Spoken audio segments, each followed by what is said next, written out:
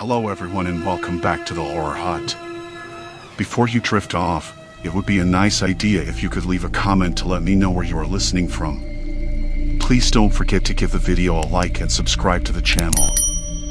Right, let's get comfy and relaxed, and let's begin. Story 1, Bear Creek Loop, Haunting Voices in Darkness. The woods didn't look right. I shrugged it off.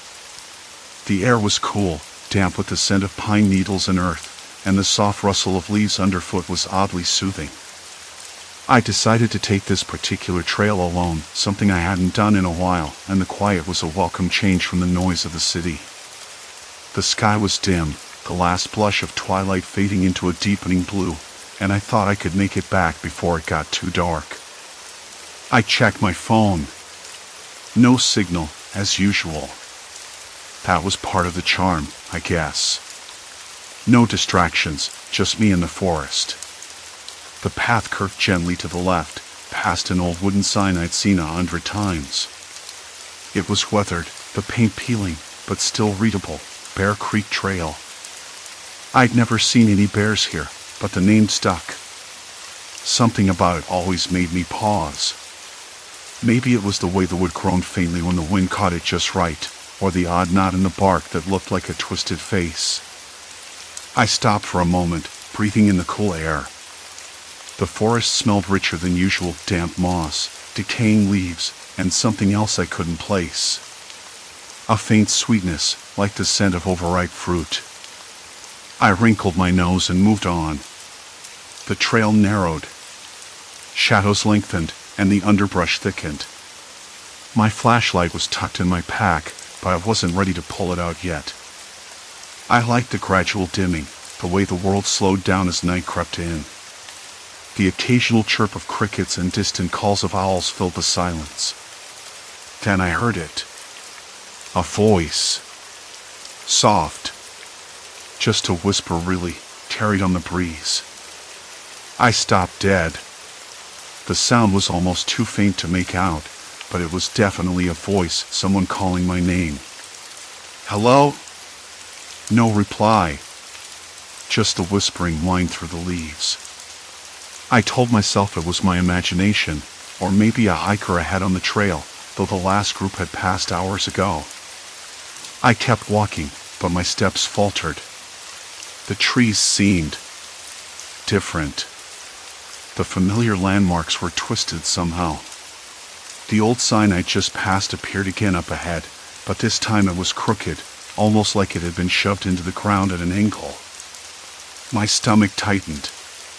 Was I going in circles? Hey! Is someone there? The voice again, clearer now, but still distant. Not quite my name this time, more like a soft beckoning. I scanned the shadows, heart jolting when a shape shifted among the trees. Just a deer, I told myself. The last thing I wanted was to admit I was losing my grip on reality out here. I reached into my pack, fingers brushing the cold metal of my flashlight.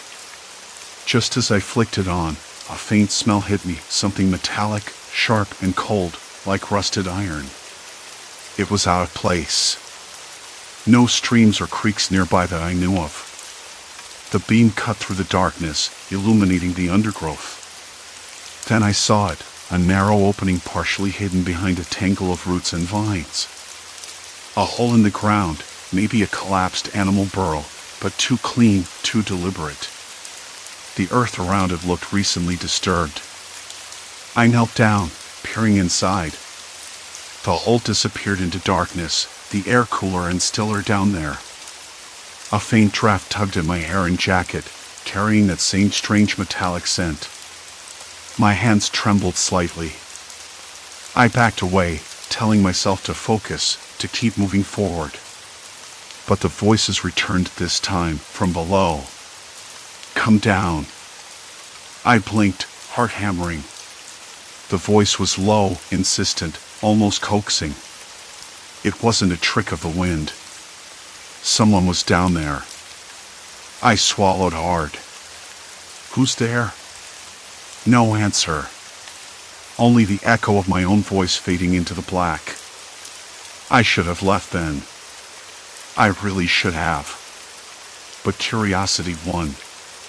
I looked around. The trail behind me had changed too. The trees were spaced differently, the path less worn. I felt an odd disorientation, like the forest had shifted overnight. A few steps further, and I spotted something else carved into the bark of a nearby tree, a series of symbols, crude and unfamiliar. I ran my fingers over the rough grooves, trying to make sense of them. They looked deliberate, too precise to be random graffiti. I'd never noticed anything like this here before. The voices whispered again, this time from all around, faint and overlapping. Find us. Don't be afraid. Stay with us. A cold shiver ran down my spine. I swallowed hard and forced my legs to move, stepping deeper into the woods, away from the trail I knew. The air grew heavier, the darkness thicker. I kept my flashlight steady, but the beam wavered, flickering as if struggling against the night. My breath came in shallow bursts, and a dry taste coated my tongue. What was I getting myself into? A sudden snap of a twig to my left made me jump. I swung the dim light that cast long, dancing shadows around, but there was nothing there. Just shadows. I took a deep breath, trying to steady my nerves.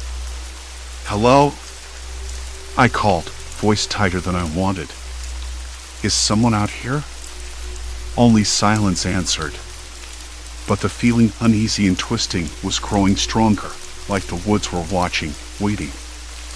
I thought about turning back. I really did. But something else pulled me forward. Something darker than the night itself. A soft rustle came again, closer this time. I froze, heart pounding like a drum in my ears. The snap of the twig came again, this time from just beyond the pool of light cast by my flashlight. Who's there?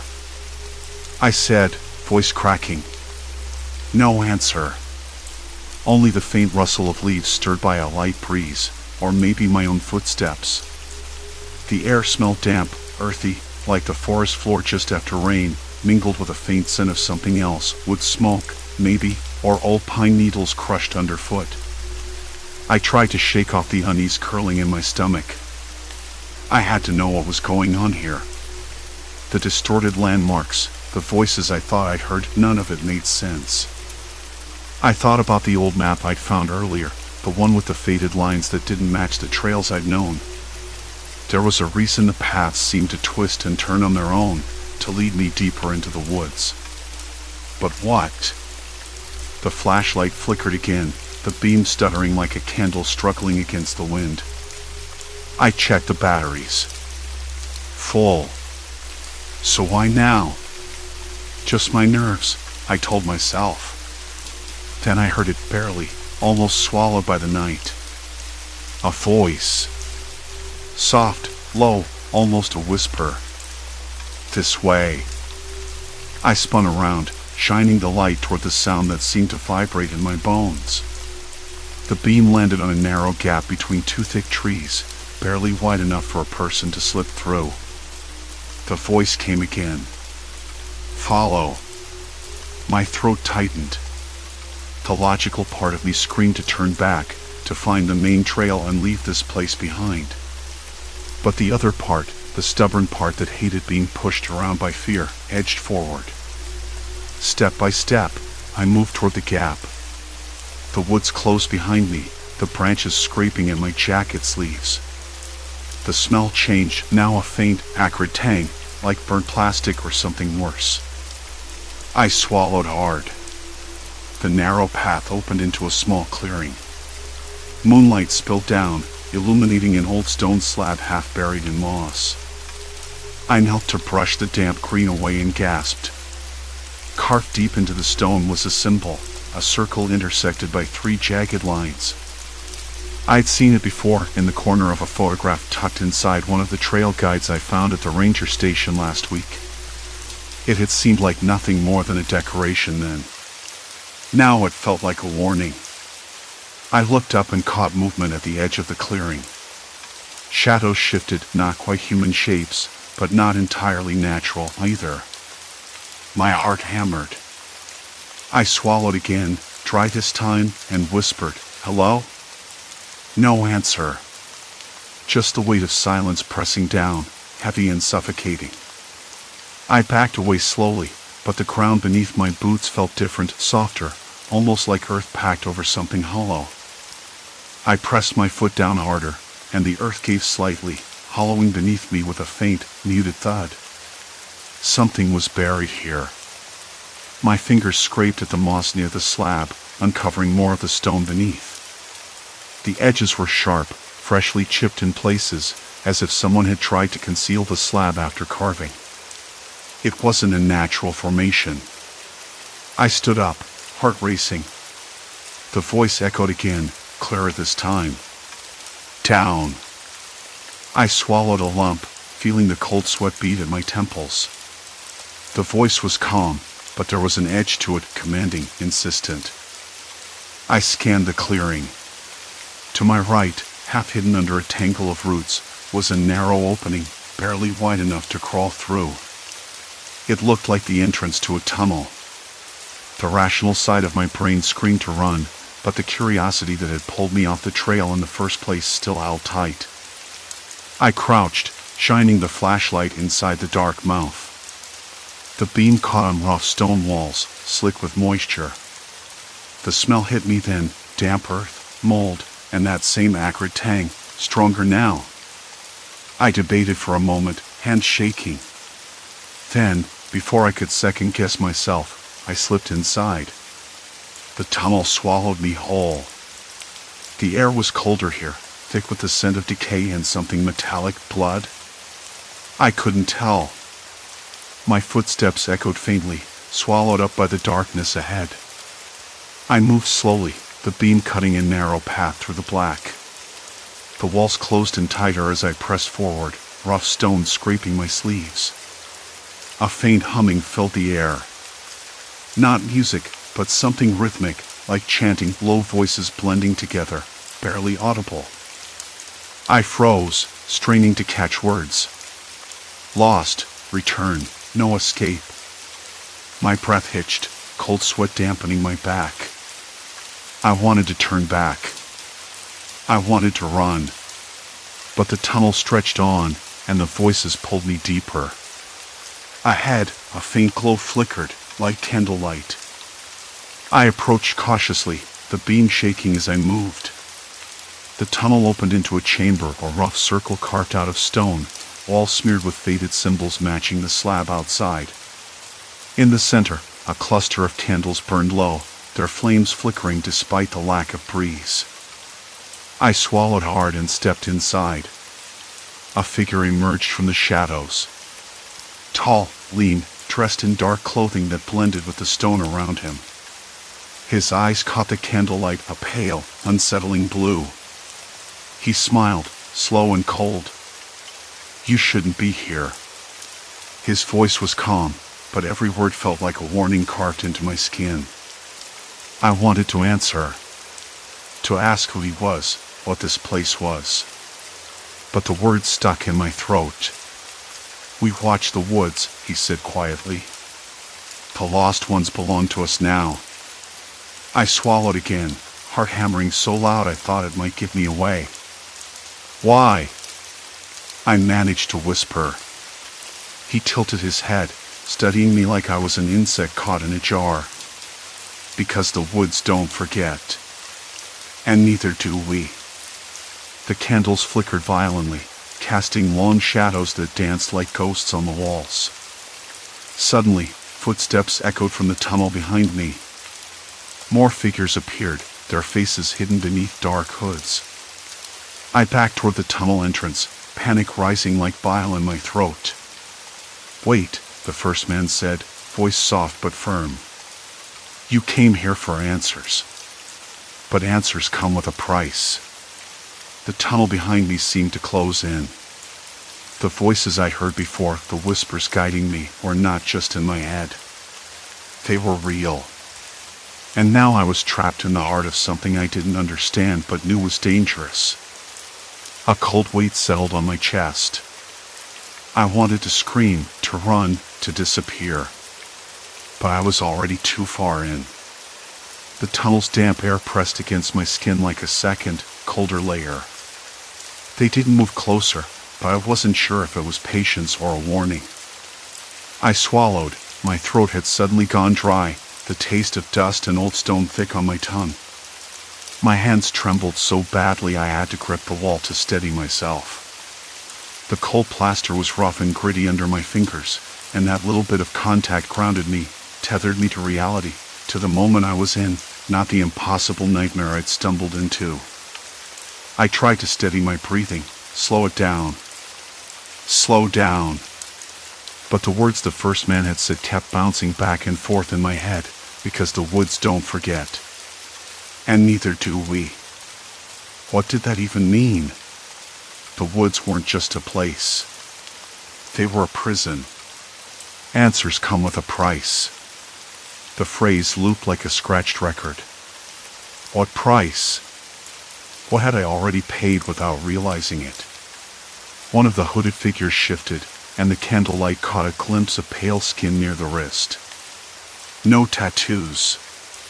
No scars.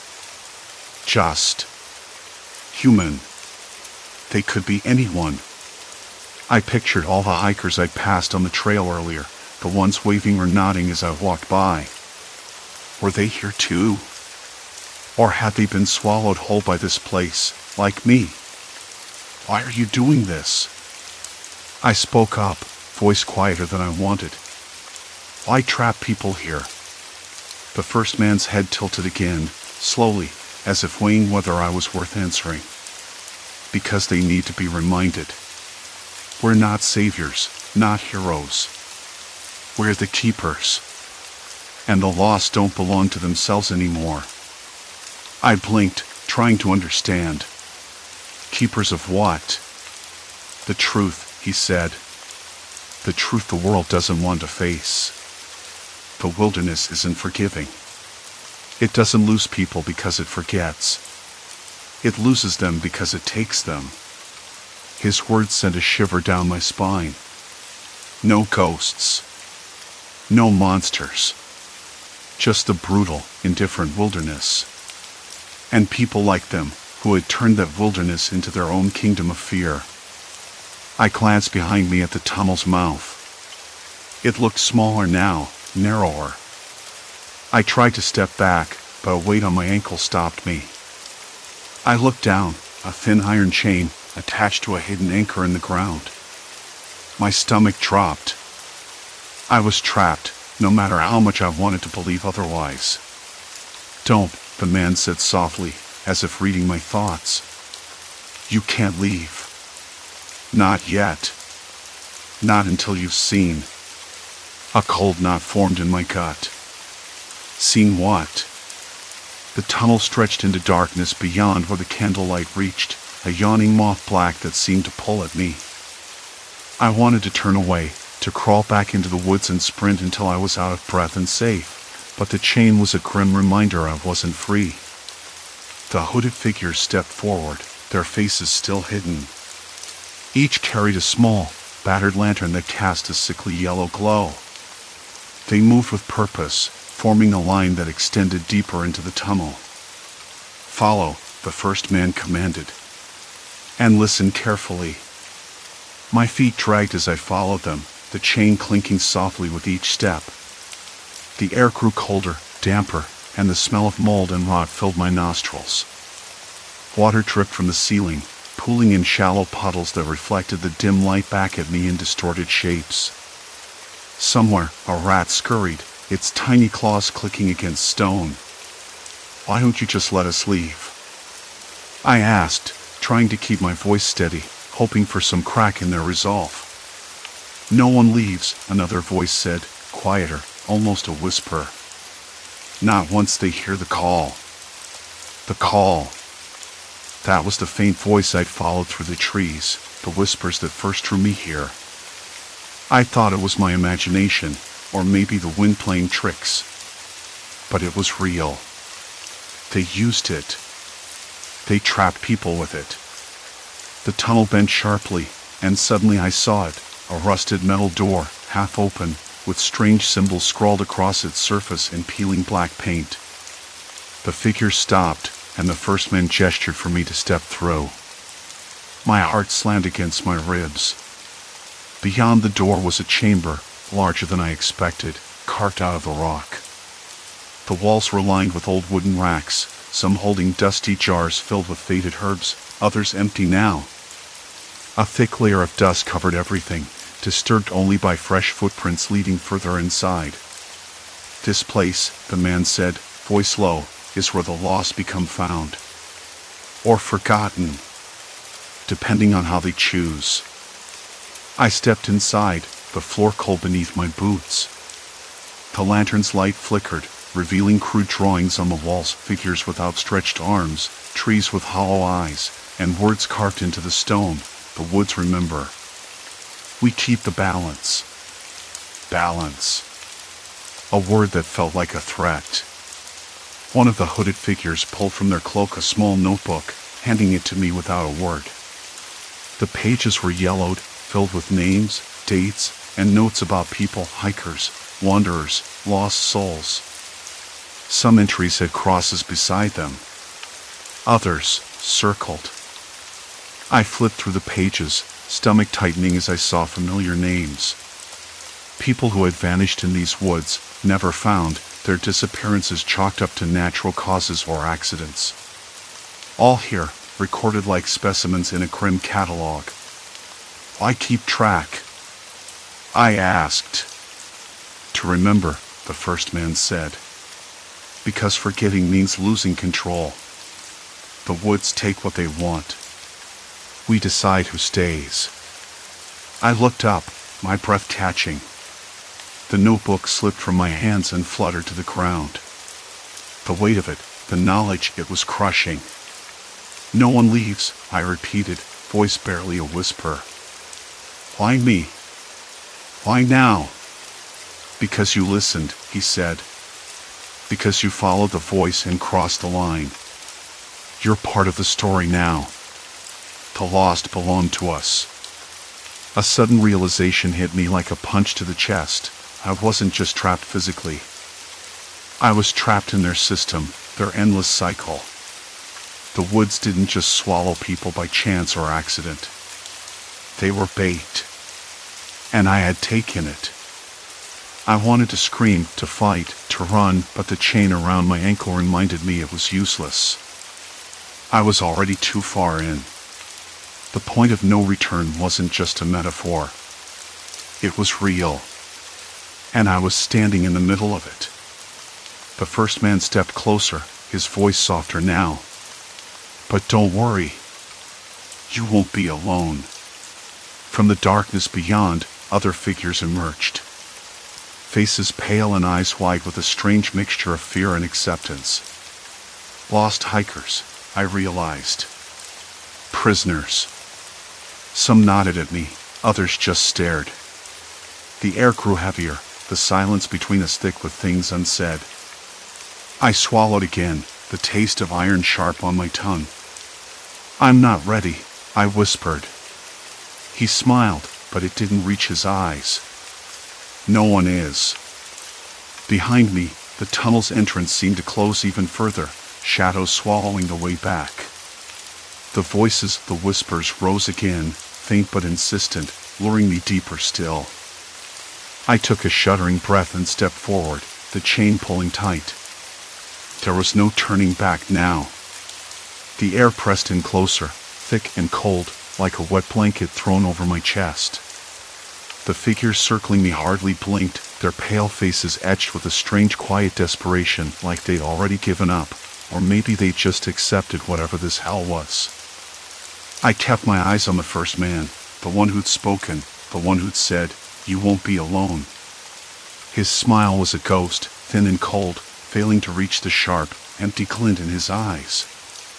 It was the kind of smile you give when you know what horrors lie ahead but can't stop it.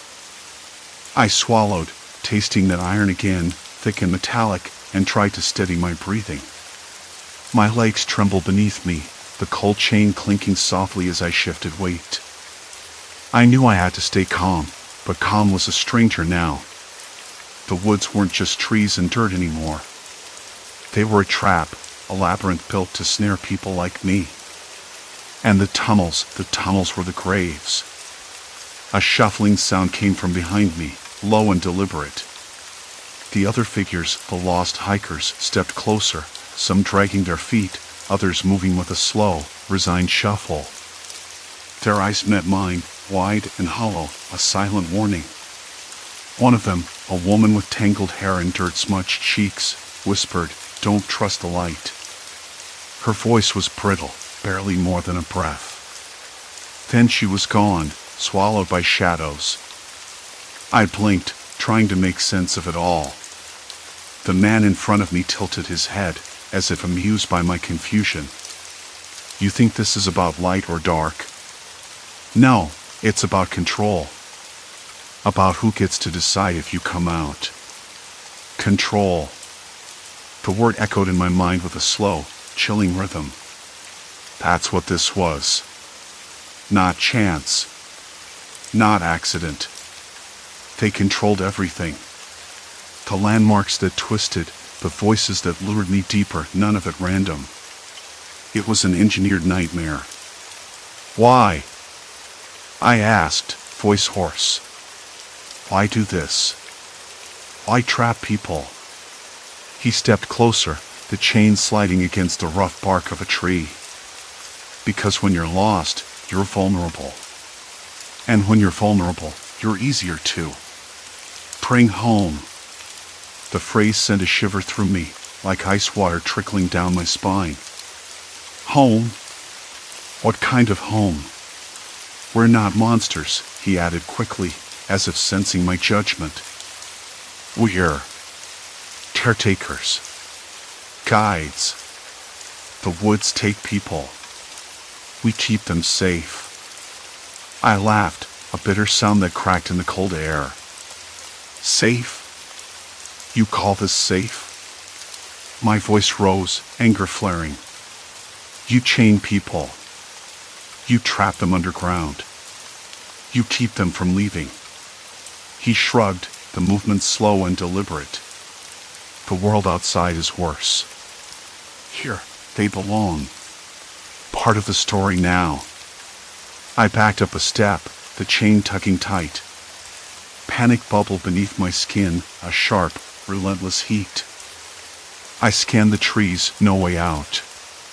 The woods themselves seemed to lean in, shadows folding like fingers around me. Suddenly, a distant scraping noise echoed from the dark undergrowth, sharp against the silence. Everyone stiffened. The man's smile vanished. "They're coming," he said. "Time to descend." My heart slammed against my ribs like a trapped bird. "Descend where?" I demanded.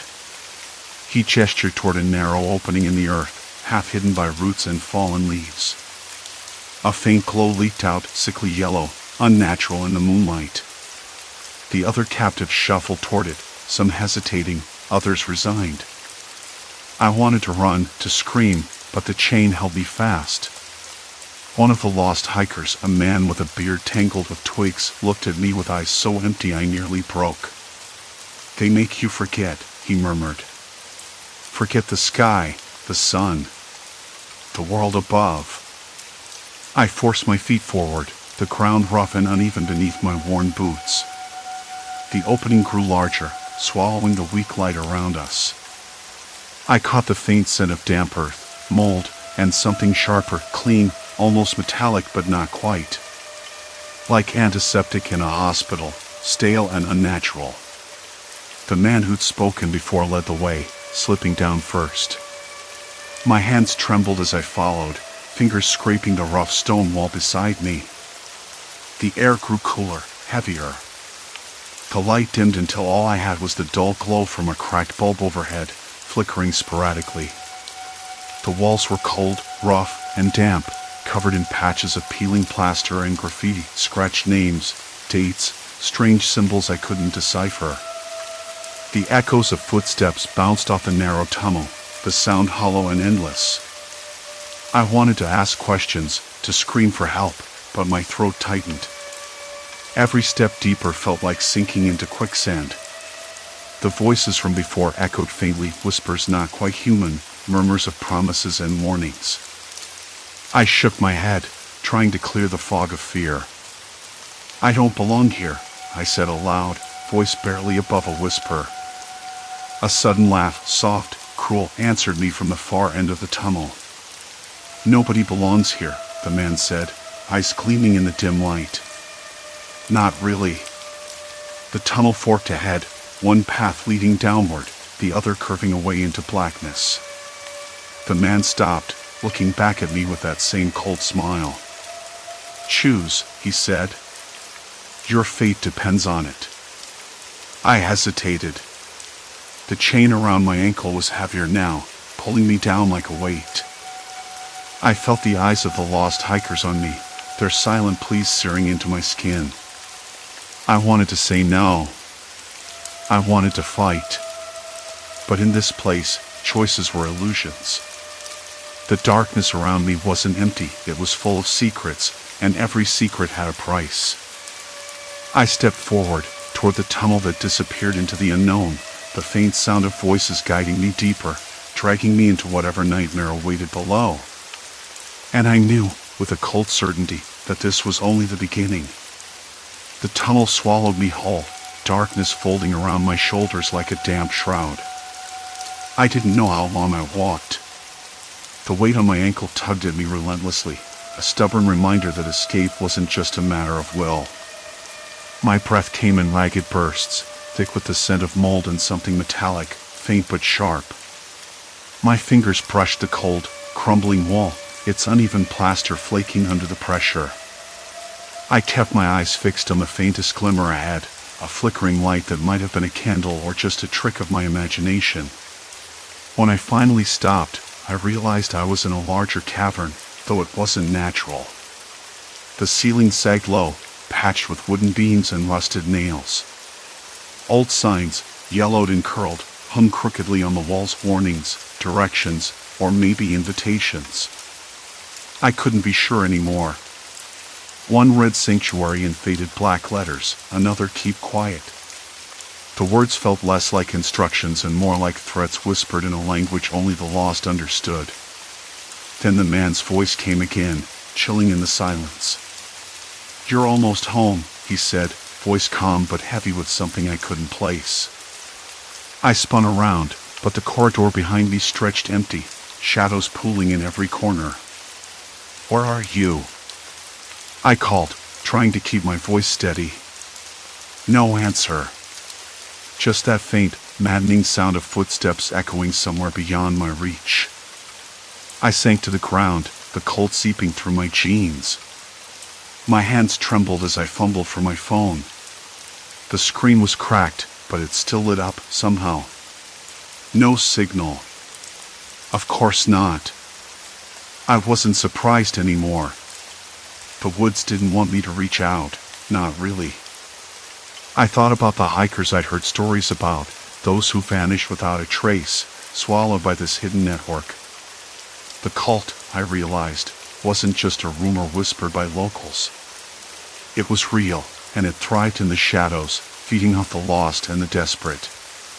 It hit me all at once, their method wasn't violence, at least not in the way I imagined. It was control, manipulation. This maze of tunnels was their trap, designed to fracture minds until surrender was the only option. They didn't need tool when fear and confusion did the work for them. I closed my eyes, tried to steady my breathing. My mind raced, replaying every distorted landmark, every faint voice that had guided me deeper into this nightmare. The forest had been a mask, a distraction. The real danger lived underground, in the silence and the dark. Minutes passed. Maybe hours. Time lost meaning. Then, a sudden noise, a soft scrape against stone. I snapped my eyes open and saw a figure emerging from the shadows. Not the man from before, but someone else. A woman, her face pale and drawn, eyes rimmed with exhaustion. "Don't move," she whispered urgently. I nodded, relief and suspicion tangled in my chest. She crouched beside me, pulling a thin rope from a bag slung across her shoulder. "We don't have much time," she said. "They're coming back." "Who are they?" I asked, voice barely a whisper.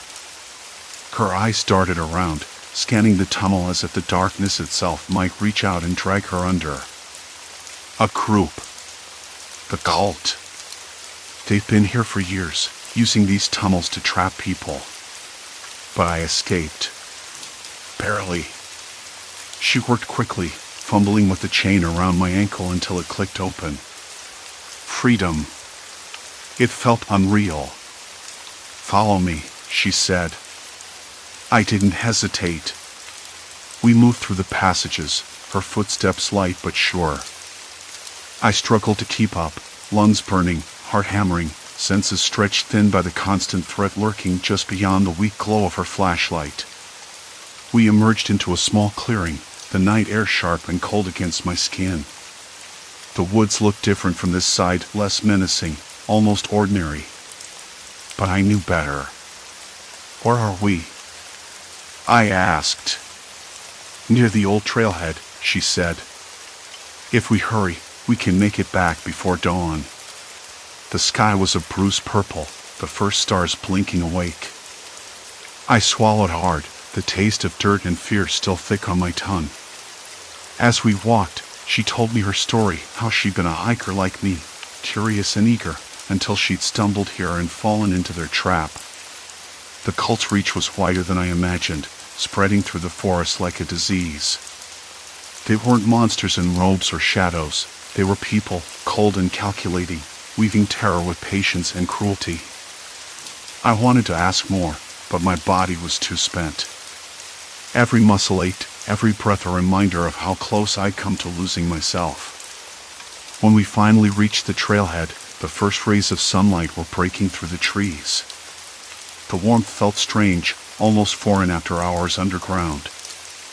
I blinked against the dim light that cast long, dancing shadows, the world shifting back into focus. She paused, looking at me with a tired smile. "You're lucky," she said. "Not everyone gets out." I nodded, the weight of her words settling deep inside me. We parted ways without promises or plans. I didn't know what would come next, whether I'd report what I'd found, or if anyone would believe me. The forest had taken too much already. Walking back to my car, I kept glancing over my shoulder, half expecting the shadows to reach out one last time. The chill wasn't just from the morning air. It was the knowledge that some places hide their horrors well, and some people thrive in the dark. I've never been the same since that night. The woods still call to me, but now I hear the silence between the trees, the spaces where the cult waits, patient and unseen. And I understand, finally, that the true danger isn't just getting lost in the forest. It's losing yourself in the darkness beneath it. Story 2, The Living Diary, Books That Rewrite You. I didn't plan to go to the library that afternoon. I'd come looking for a book on local history, hoping to distract myself from what felt like a growing weight in my chest. Work had been the usual mess, endless emails, meetings where nothing got decided, and the kind of small disappointments that don't hurt in the moment but settle deep, like grit in your shoe. I needed something to pull me out of the fog, even if just for a little while. The library wasn't exactly a place I frequented. I liked my books digital or borrowed from friends. But today, I was drawn to the back corner where the old journals and diaries were shelved in mismatched order, tucked between faded encyclopedias and the kind of memoirs no one reads anymore. I figured if I was going to confront history, maybe it should start with a personal one. That's when I saw it. A small, unassuming book, its cover plain a muted blue with no title. It looked out of place, shoved between a travelogue about the Pacific Northwest and a bulky tome on medieval art. My fingers hesitated before pulling it free. The spine cracked softly, and a faint scent of vanilla and something darker, ink, maybe, wafted up. I flipped through the pages, and my breath caught. The handwriting was unmistakable. Slanted, a little messy, the kind of scrawl I recognized from my own notebooks tucked away in a drawer at home. But that made no sense. I hadn't lost any diaries. Nor had I ever thought to donate one to the library. Curiosity prickled at the back of my neck. I settled into a nearby armchair, its fabric threadbare and smelling of old smoke and lemon polish. The quiet was oddly comforting, except now I felt like I was being watched, though I knew I wasn't. Who would be watching me here? The librarian was a familiar face, busy rearranging shelves several aisles over, and the few other visitors were buried behind thick glasses and headphones. The first entries were harmless enough, dated from a few years ago. Teenage worries, school dramas, awkward crushes. I smiled at a memory of a bad date, the words bringing back the taste of cheap pizza and the awkward silence afterward. But then the pages started to change. At first, it was just a word here or there, an extra sentence added, a phrase that hadn't been there before. I blinked. The lines blurred, and when I looked again, the diary had shifted. The entries grew darker, more intimate. Fears I'd buried deep, thoughts I never wrote down because they felt too raw, too embarrassing. I shivered despite the warmth of the room, my palms clammy against the rough fabric of the chair. How did this book know? Had I imagined the changes? I closed the diary quickly, but curiosity gnawed at me beneath the surface, sharper than before. I opened it again. There was a new passage, one I didn't recognize at all. It spoke of someone watching me, not in the obvious way, but in the subtle, unsettling way that made your skin crawl. The idea that someone could be writing my life without me knowing, that my most private thoughts were being observed and recorded, sent a cold wave through me. I looked around, suddenly alert to every sound, the faint tapping of a keyboard, the shuffle of shoes on linoleum, the distant bark of a dog outside. Nothing seemed out of place. Yet I felt like I was standing on the edge of something I couldn't quite see. I closed the diary again, heart thudding. I wasn't sure if I wanted to know more. But the edges of the pages seemed to curl, as if inviting me back to read further, to uncover the secrets I thought belonged only to me. Later, as I walked home beneath a sky bruised with early evening clouds, the diary tucked under my arm, the city felt different. The usual hum of life, a car door slamming, a child's laughter, the distant wail of a siren, was underscored by a quiet tension. I kept glancing over my shoulder, half expecting to catch a glimpse of something, or someone, just beyond the edge of vision. Back in my apartment, the air was heavy with the scent of stale coffee and the faint tang of something metallic. I set the diary on the kitchen table, the surface cool and hard beneath my fingers. I tried to shake the feeling that I was being pulled into something I wasn't ready for. Still, I couldn't resist opening it once more. The pages had changed again. Now the entries seemed to anticipate thoughts I hadn't even had yet, fears I didn't dare admit aloud. It was as if the diary was alive, feeding on my secrets, growing darker with every turn of the page. I sat back, my breath shallow. The city lights outside flickered through the window, throwing long shadows across the room. I wanted to tell myself it was just a trick of the light, a coincidence, or maybe even a prank. But I knew better. Something had started. Something that wasn't going to let me look away. And I wasn't sure I wanted to. The silence in the room thickened, pressing against my chest like an invisible weight. I reached out, fingers trembling, and closed the diary with a snap that sounded far too loud in the stillness.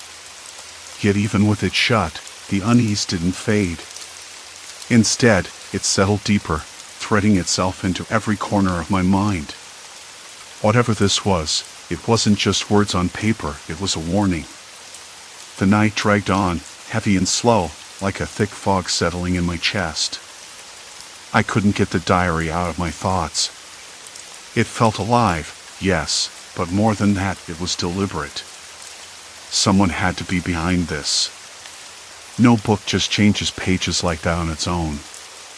Not in real life. Not in a city where the biggest threat was usually a careless driver or a loud neighbor. I flipped the book open again, half expecting the pages to be blank, or maybe back to the original entries I'd written months ago. Instead, they were different. More precise. More personal. The handwriting wasn't mine anymore, it was looser, more practiced, like someone had been studying me, waiting for the right moment to strike.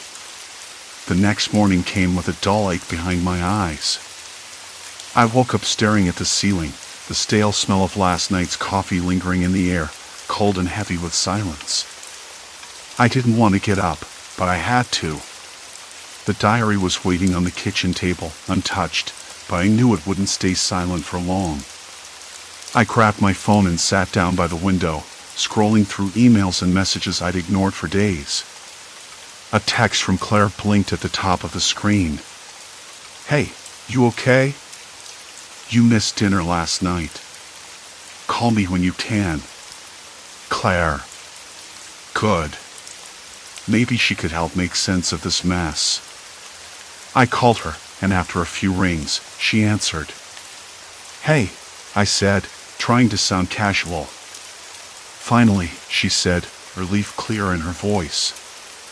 I was starting to worry. "What's going on?" I hesitated, then told her about the diary. About the pages changing, the secrets it was revealing. She was silent for a moment, then asked, "Are you sure it's not some kind of joke? Like someone messing with you?" I thought that too, I admitted.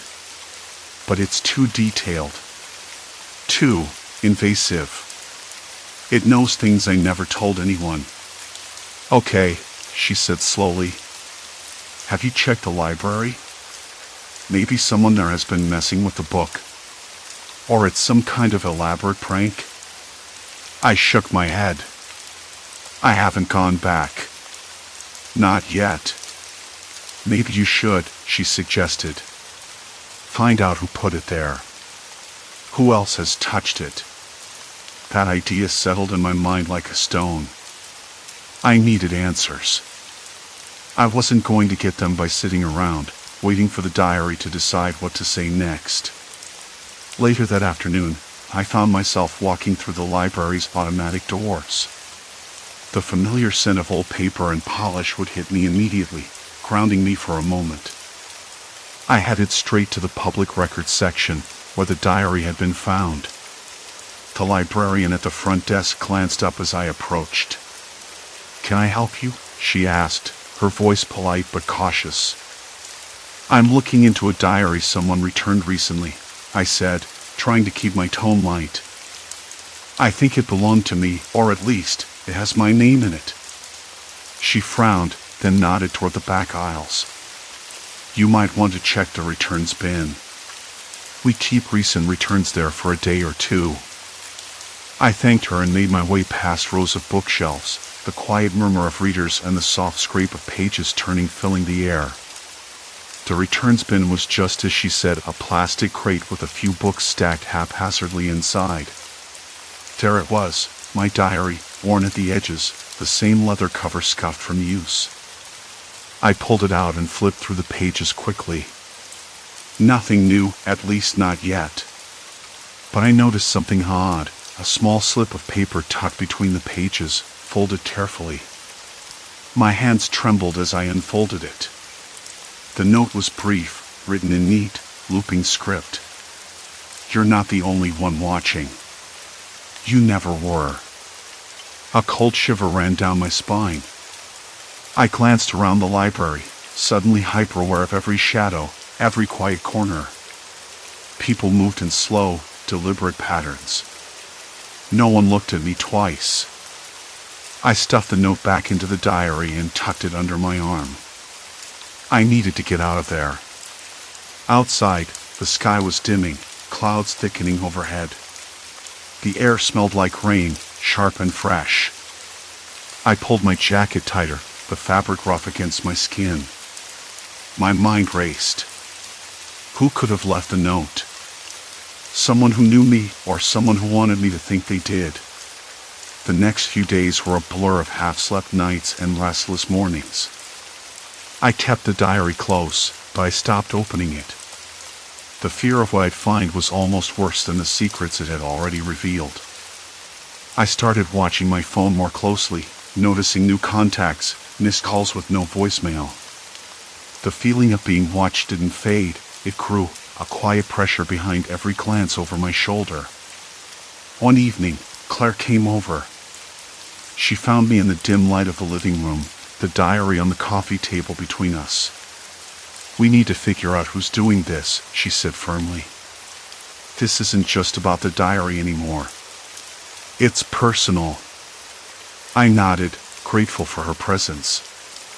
I thought about going back to the library, asking around. Maybe checking if there are cameras or records of who handled the book. She hesitated. "Be careful. Whoever this is, they're playing a game. And it's not one we want to lose." Her words stuck with me. The diary was no longer just a book, it was a trap. And I was caught inside. That night, I lay awake, listening to the rain tapping against the window, the diary closed beside me like a silent threat. I knew I had to act. The more I ignored it, the stronger it seemed to get. But where to start? Who to trust? The questions spun in my mind, tangled and endless. Then, as the clock hands crept toward midnight, I heard it, the faintest scrape outside my door. A sound so subtle I wasn't sure it was real. My breath hitched. I held still, every muscle tense. Someone was here. Someone who had been writing my life. And now, maybe, they were ready to write the next chapter. The scrape at the door wasn't a dream. I didn't move.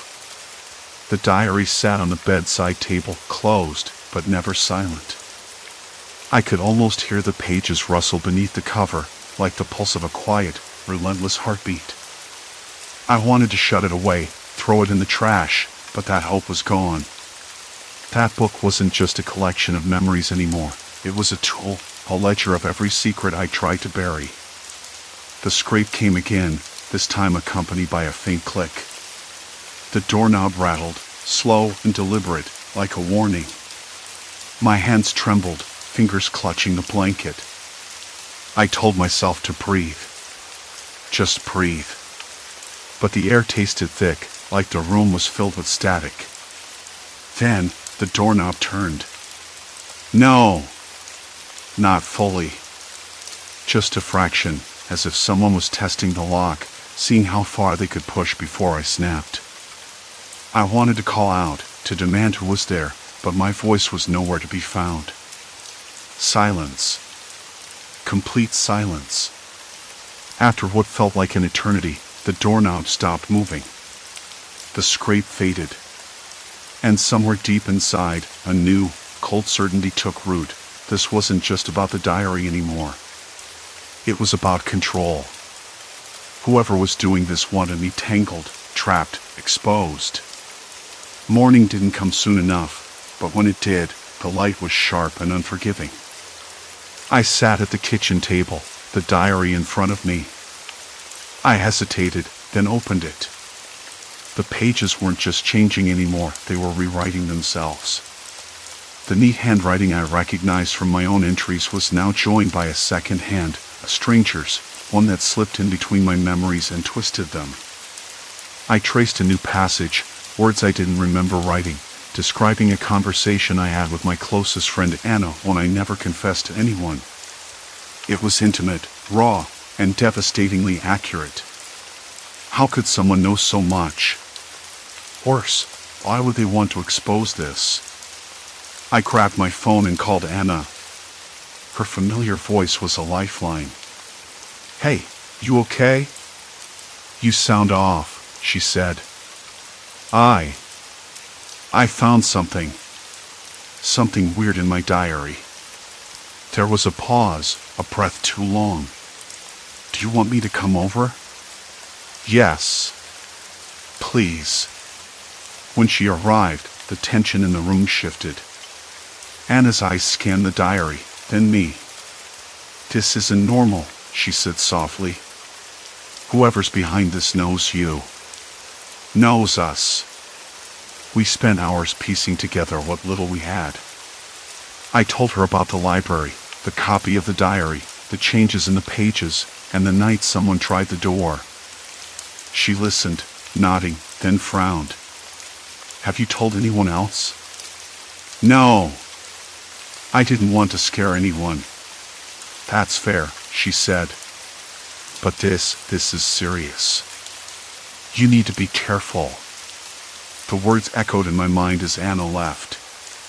The daylight was fading. The shadows in my apartment were growing longer, thicker. I locked the door, double-checked the windows, and sat back down with the diary. The pages shifted again under my gaze, revealing a new entry. This one was a confession I hadn't written, a fear of being watched, followed, controlled by someone who knew all my weaknesses. I closed the book, my skin prickling. The truth was sinking in. This wasn't a random act or a prank. Whoever was doing this had been watching me for months, maybe years. They'd collected my secrets, my fears, and were using them as supplies. And now, there was no turning back. I was caught in a story someone else was writing, and the ending wasn't mine to decide. I flicked through the pages again, searching for any detail I might have missed. There, tucked between the lines of a hurriedly scribbled paragraph, was a single phrase underlined twice: trust no one. It was a stark warning, but from whom? The handwriting was mine, but the sentiment felt foreign, desperate, as if a future version of myself had tried to send a message back through time. The room seemed to close in around me. Shadows lengthened, stretching toward the corners like tendrils, and every creak of the house sounded amplified, a reminder that I was not alone. My phone buzzed on the table. I hesitated before picking it up. A text message appeared, but no number. You know too much. Stop digging. The words were blunt, cold.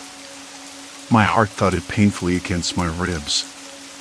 This was no longer just a game. This was a threat. And whoever was behind it wanted me to understand how serious they were. I set the book down and paced the room, mind racing. I needed allies, but who could I trust? Everyone around me suddenly seemed suspect: the friendly barista who always remembered my order, the coworker who asked too many questions, even my closest friends. Were they part of this elaborate trap? Or were they innocent pawns, like me? A plan began to form in my mind. I'd been passive until now, reacting to the intrusions and the messages. But now, I needed to take control, to turn the tables. If they wanted a story, I'd give them one, but on my terms. First, I would document everything. Every message, every odd encounter, every strange feeling. I would create my own record, a mirror image of the one I'd found. Then, I'd start tracing the source. Whoever thought they were invisible, watching from the shadows, had to have left a trace somewhere. I glanced at the window. The street outside was quiet, the night unusually still. But I could feel eyes on me, not just the imagined ones anymore. No longer a victim, I dug out my laptop and began typing. This was my story too, and I was determined to write the next chapter. The night pressed close against the glass. I told myself I'd take control. Document everything. But somehow, the act of writing felt like exposure, like handing my secrets over on a silver platter. The diary at the library wasn't just a book, it was a mirror, and now, this digital record I was trying to make felt more like a trapdoor. What if the person who'd been writing my life was watching this too? Waiting for me to slip. I grabbed my phone and scrolled through my last messages, the ones from the barista, the coworker, even my closest friends. Nothing jumped out as suspicious, but the idea that any of them could be involved twisted my stomach. I'm usually good at reading people, but now every smile felt like a mask. A sharp knock at the door made me jump. I wasn't expecting anyone. The sound was deliberate, slow, like whoever it was wanted to be noticed but not welcomed. I froze, listening. Then, another knock. Louder this time. My breath caught in my throat. The apartment felt colder despite the heater humming quietly. I crept to the peephole and peered out. No one. Just the empty hallway, dimly lit and smelling faintly of cleaning solution and old carpet. I pressed my eye closer, heart hammering. No sign of anyone. I took a slow step back, then another, and reached for the deadbolt. The lock clicked reassuringly under my fingers. But the knock came again, this time softer, almost tentative. A whisper of sound that didn't belong. I swallowed hard and turned away from the door. The laptop screen glared at me, the diary's latest page still open, words shifting under my eyes. I leaned in closer. You think you're safe. You think you can write your own story now. But stories aren't yours to tell. They're ours. The letters were jagged, uneven, like they'd been typed by fingers trembling with rage or something worse. My hands trembled too. I slid back from the desk and rubbed my arms, goosebumps rising. The room felt heavier, like the walls were closing in. Was this a threat? A warning? Or a sick joke? I picked up the diary, the original one I'd found at the library, and flipped through it quickly. The pages were no longer just revealing my past, they were predicting, or maybe commanding, my next moves. They showed moments I hadn't even told myself yet, my doubts, my fears, the secret I'd buried the day I moved into this apartment. I thought about the friendly barista, how he always remembered my order, the way his eyes lingered a little too long when he handed me my coffee. I thought about the coworker who asked too many questions, the one who always found a way to corner me with a smile that didn't quite reach his eyes. And I thought about my closest friends, the ones I trusted implicitly. Could anyone be involved? Could they all be actors in some cruel play I'd stumbled into? The phone buzzed suddenly, sharp and urgent. I yelped, nearly dropping it. The screen glowed with a message from an unknown number. Stop looking. It's already too late. My pulse slammed against my ribs. I stared at the message, willing it to be a mistake, a prank, anything but real. The smell of burnt coffee drifted in from the hallway, odd, since I hadn't brewed any. The scent was faint but unmistakable, like someone had left a cup on a radiator nearby. I moved to the window and peered out. The street was still empty, but I caught a glimpse of a figure disappearing around the corner, tall, wearing a dark hoodie pulled low over their face.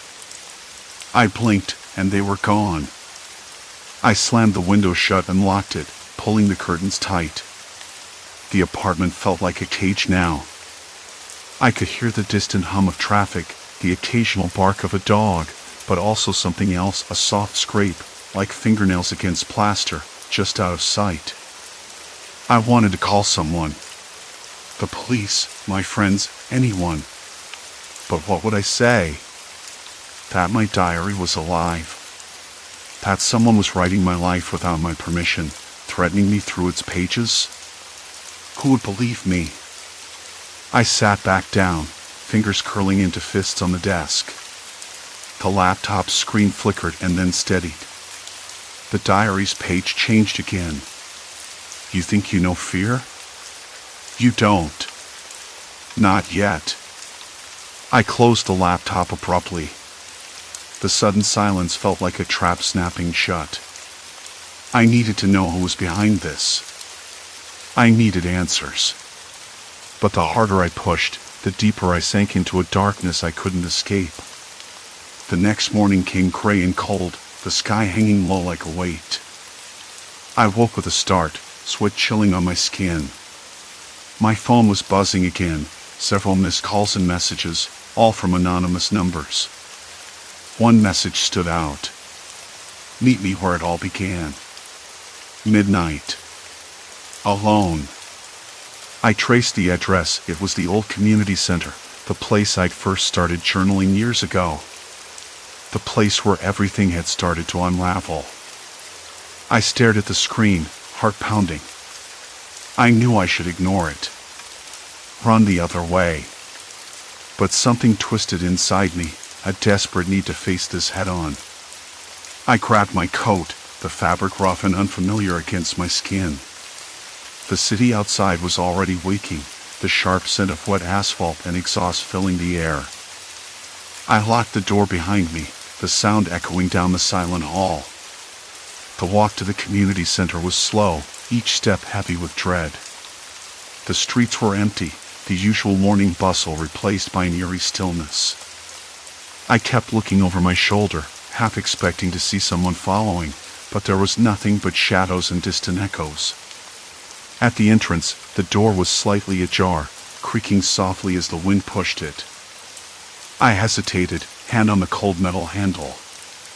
Inside, the air smelled of mildew and dust, the faint hint of old paper and forgotten memories. I stepped inside, the floorboards groaning beneath me. The room was dark, save for a single beam of light cutting through a crack in the boarded-up window. Dust motes danced in that thin shaft, like tiny ghosts. Then, a voice. Low, calm, unmistakably familiar. You came. I spun around, heart hammering so loud it drowned out everything else. There, leaning against the far wall, was someone I never expected to see. Why? I managed, voice barely above a whisper. They smiled, but it didn't reach their eyes. Because your story isn't finished yet. And neither are you. The floor seemed to shift beneath me. The diary, the messages, the threats all led here. To this moment. To this person. And I knew, without a doubt, that whatever came next would change everything. Silence. Complete silence. Then, the faint rustle of paper. They reached into their pocket and pulled out a worn notebook, the same kind I used to write in, the same kind I thought only I had. I braced myself. This is my story now, they said softly. And I've been writing it for a long time. The notebook was cracked, the spine battered from being opened too many times. I stared at it like it might suddenly spring to life, or maybe explode into flames. The air was heavy, thick with dust and something else, something metallic, like forgotten pennies left in an old jar. My throat tightened. Why are you doing this? I asked, my voice barely steady. The person, no, the stranger who had somehow woven themselves into the fabric of my life, smiled again, but it was colder now, edged with something I couldn't place. Because your life is a story worth telling. But it's never been only yours. I swallowed, my hands trembling as I edged closer, drawn by a mixture of fear and something like desperate hope. Who are you? Why have you been? Writing me? Watching me? They shifted, the wooden floor groaning under their weight. Let's just say I knew you before you did. I had to make sure you'd find your way here. To me. The grainy sunlight flickered over the notebook's worn cover, and I realized it was identical to mine, the same brand, the same cheap-lined paper. I'd seen its twin before, in my apartment, in my backpack. But this one was different. It was a ledger of my life written in a shadowed hand, with corrections and additions that made my skin crawl. Look, they said, flipping the notebook open to a page. Not everything I wrote is true, but every fear, every secret, it's all here. Because I know you. I understand you better than you do. My breath caught. The pages reveal things I hadn't even fully admitted to myself, failures I'd buried so deep they felt like they belonged to someone else. The ache of loneliness, the moments when I wanted to disappear, the times I doubted my own worth. It was all scribbled down in agonizing detail. "How could you know?" I whispered, the edges of panic curling in my chest. "No one else has access." They shrugged, almost casually. "People watch. People listen. You don't live in a bubble. The world is full of eyes and ears. Sometimes you just don't want to see them." The room seemed to close in around me. The thin beam of light felt like a spotlight, exposing every secret I tried to hide from myself and others. I wanted to scream. I wanted to run. But my legs were lead. "Why?" I asked again, louder this time. "Why make me relive this? Why force me here?" They looked away, their face shadowed. "Because you needed to know. Because if you don't confront the truth, you'll never be free. You'll keep running from yourself, from your past." My mind reeled. Freedom? Running? What kind of freedom came from having your most private thoughts paraded like trophies? Still, beneath the rage and fear, a strange clarity began to take shape. Maybe they were right. Maybe I had been running all this time. I closed my eyes, trying to steady my breath. The faint sound of a dog barking somewhere far off echoed through the cracked window. The rough plaster scraped against my skin as I shifted. The stale, cold air smelled of old paper and dust, but also something else, something like the promise of change. Opening my eyes, I met their gaze again. "So what now?" I asked. They smiled, but this time it was softer, almost sad. "Now, you decide. You can let this break you, or you can let it make you stronger. The story isn't finished, remember?" I nodded, though my heart was still pounding. It felt like I'd been dragged through fire and come out scorched but unbroken. The diary, the threats, the stranger, they were all pieces of a puzzle I hadn't wanted to solve. But now I had no choice. The night air seeped through the crack in the window, cool against my skin. I felt the weight of the notebook in my hands, heavier than before. Not because of the paper, but because of the truth it held. "What happens to you now?" I asked, voice barely above a whisper. They shrugged again, stepping back into the shadows. "I'll be watching. As always. But maybe from a distance this time." Their footsteps faded, swallowed by the silence. The room was empty, save for me and the battered notebook, its pages still whispering secrets I never wanted to hear. I sat down on the floor, the rough wood pressing through my clothes, and opened the diary once more. This time, I didn't recoil at the words. I read them carefully, as if each letter might teach me something new about myself. The next morning, sunlight spilled through my apartment window, warm and relentless. I was exhausted, my body aching from the night's ordeal, but there was a strange lightness in my chest. The diary sat on the table, closed but not forgotten. I knew I couldn't erase what had happened. The invasion of my privacy, the manipulation, the fear, they left scars. But they also left an opening. A chance to reclaim my story. I began writing again, this time in my own voice, on my own terms. Not to hide, not to escape, but to understand. The pages filled slowly, hesitantly at first, then with growing confidence.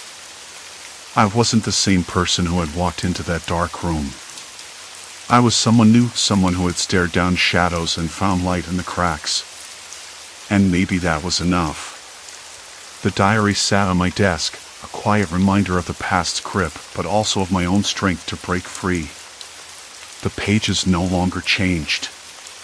They no longer whispered secrets that weren't mine. Instead, they held my truth. And for the first time in a long time, I felt like I was finally writing the story myself. Story 3, Rustbound Caravan, Gateway to a Shifting Reality. The first time I saw the Caravan, it was parked crookedly on the edge of a muddy field just off the old Vol.97. I drove up there on a gray afternoon, the sky thick with clouds that promised rain but never quite delivered. The air smelled damp, earthy, with a hint of diesel and something faintly metallic. The Caravan's white paint was chipped in patches, revealing the rust underneath, and the windows were streaked with grime so thick I couldn't see inside at first. I circled it slowly, boots sinking slightly in wet grass, and when I finally pushed open the door, there was a creak that echoed in the hollow shell. Inside, the smell changed immediately. It was a mix of old wood, something like mothballs, and a faint tinge of mildew. The floor felt uneven underfoot, the boards creaking irregularly as if they had forgotten their own rhythm. A small stove sat cold in the corner, and a thin layer of dust coated everything. The layout was odd, compacted, but not cramped, with a tiny kitchenette opposite a fold-down table and two battered little chairs. There was a narrow corridor leading to what looked like a sleeping area at the back, curtained off by a threadbare linen sheet.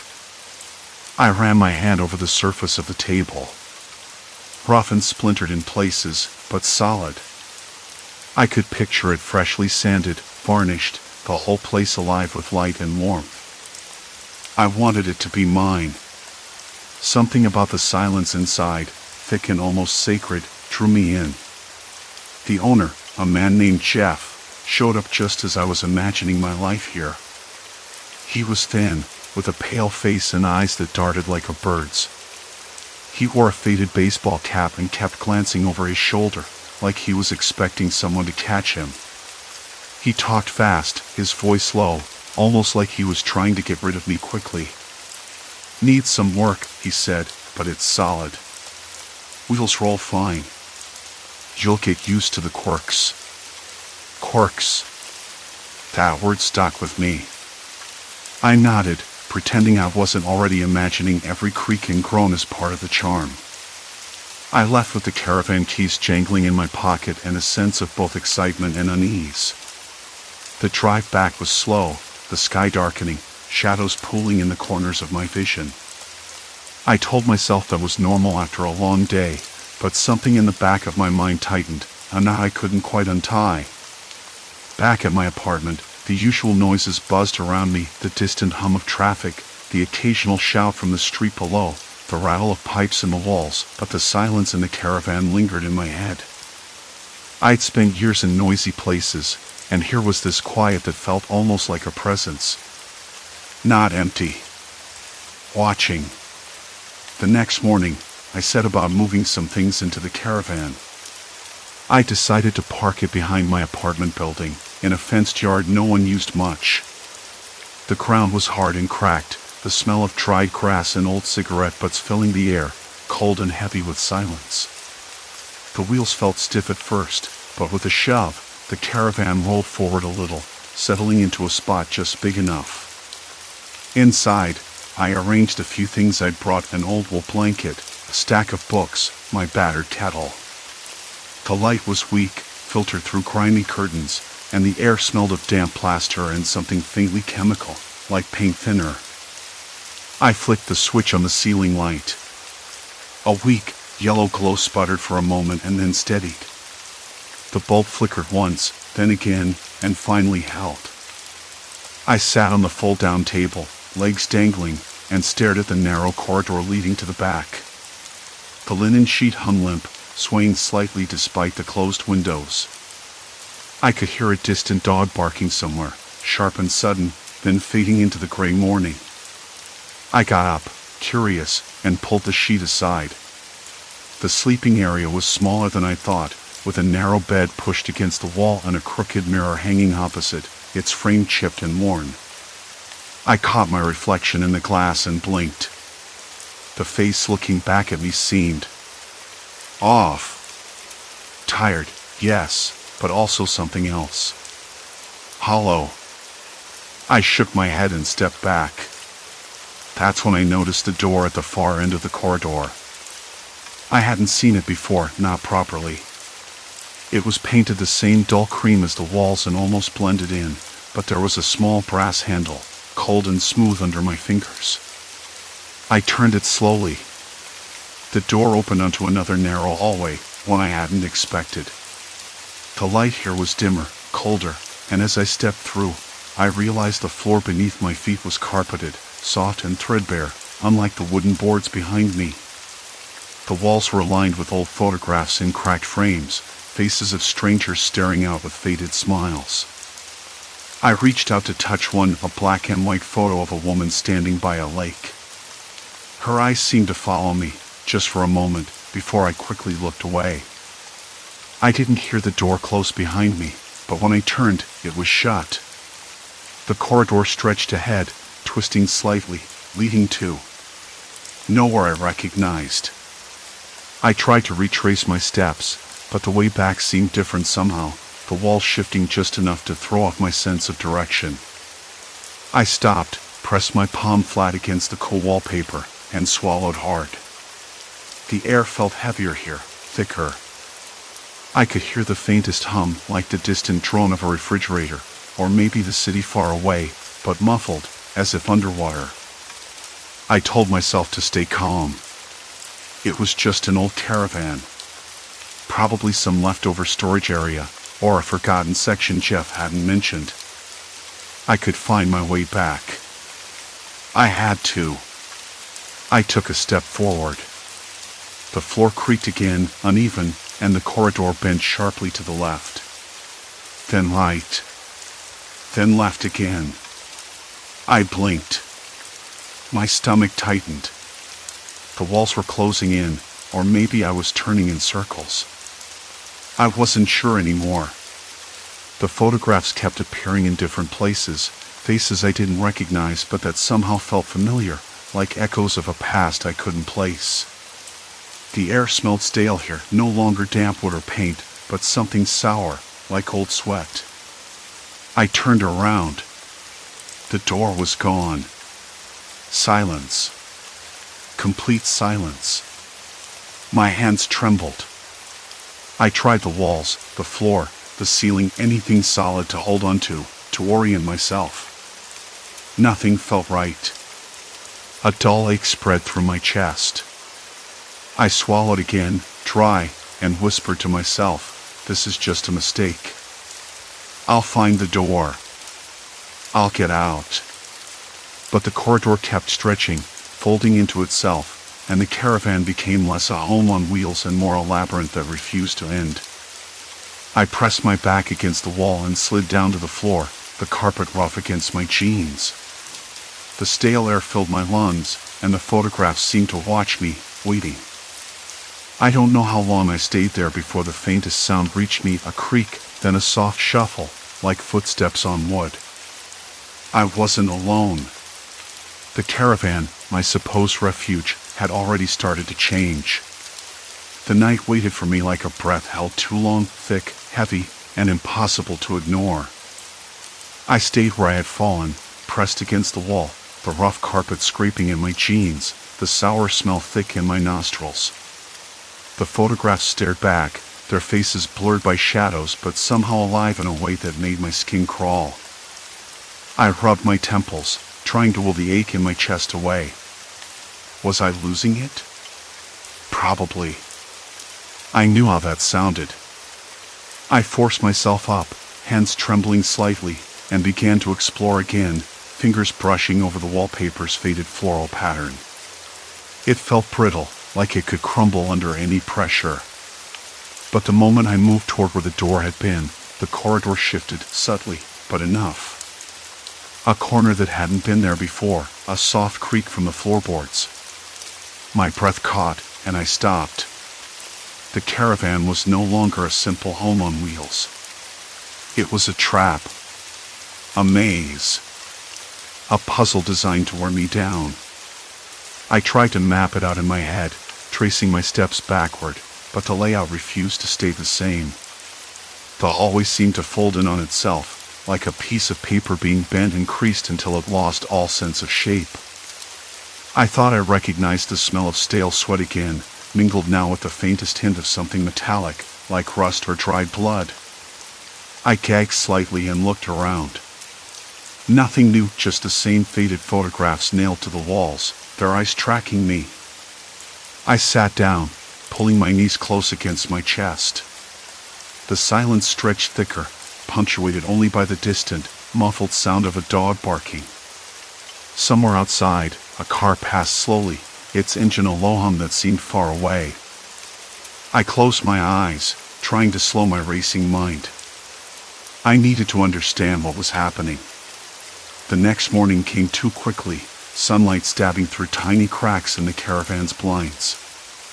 I woke on the hard floor, the ache in my chest replaced by a dull numbness. The stale air tasted different now, a little fresher, but that sourness lingered. I ran my hand down the wall, feeling the rough plaster beneath the chipped paint. This place was alive somehow, like it was watching, waiting. I decided to document everything. The photographs, the shifting walls, the smells. Maybe if I could find a pattern, something concrete, I could find a way out. I found an old notebook buried in a cupboard, a thin thing with yellowed pages, and started sketching the layout as best as I could. But each time I thought I had a map, the corridors rearranged themselves. A door would appear where there hadn't been one before, or a hallway would run twice as long as it had moments earlier. I noticed something else. The photographs. They weren't random. At first, I thought they were strangers, faces stuck in time. But as I flipped through the notebook, I realized the same faces kept appearing, always in the same order, always with a faint smirk or an expression I couldn't quite read. I traced the edges of one photo with my finger. The back had a date scribbled in faded ink, 1973. I shivered. This caravan had history. A past I wasn't meant to uncover. Late afternoon, I heard footsteps. Slow, deliberate, echoing somewhere beyond the walls. My pulse spiked. I called out, my voice cracking. "Hello? Is someone there?" No answer. The footsteps stopped. Silence swallowed the space again. I knew I wasn't alone, or at least, I wasn't supposed to be. I tried the windows. Locked. No surprise there. The lock was rusted, impossible to open without tools I didn't have. I banged on the glass, hoping anyone might hear. A car passed, but no one stopped. I was trapped. As evening crept in, the walls seemed to grow colder. The stale air thickened, pressing down on me. The photographs changed. New faces appeared, familiar, yet distorted. I blinked, and suddenly a face I recognized from a local newspaper clipping I had found days before was staring back. A missing person. A young woman last seen near this campsite. My hands shook as I flipped through the notebook, trying to connect dots, desperate for answers. Then it hit me. The shifting walls. The photographs. The footsteps. Someone had been here before me, someone trapped, maybe hunted. And maybe they never left. I sat, breath shallow, listening. The footsteps returned, louder now, circling around the caravan like a predator pacing its cage. My skin prickled. I wasn't imagining it. I wasn't alone. I whispered to the silence, "Who's there? Why are you doing this?" No answer. Only the sound of footsteps and the slow, torturous rearrangement of the walls. The caravan wasn't just a home on wheels. It was a labyrinth built for one purpose, to hold me. And maybe, to break me. I had to keep moving. I didn't know how much longer my mind could hold out. But before I could stand, the photographs shifted again, one face peeling away from the wall, revealing a faded message underneath. Scrawled in shaky handwriting, "Don't trust the walls." I swallowed hard. My throat was dry, the taste bitter. That was when I heard a voice. Whispered, urgent, almost a breath on my neck. Leave. Now. The door behind me slammed shut. The next day, continuing from where I left off, the door slammed shut behind me, hammering the sound that seemed to vibrate in my bones into my chest like a warning I couldn't ignore. The voice, soft, urgent, lingered in my ears. Leave. Now. No hint of a human presence, but not a ghost either. It felt too real, too desperate. I pressed my back against the cold wall, trying to steady my trembling hands. I wasn't imagining this. Someone was here. Or had been.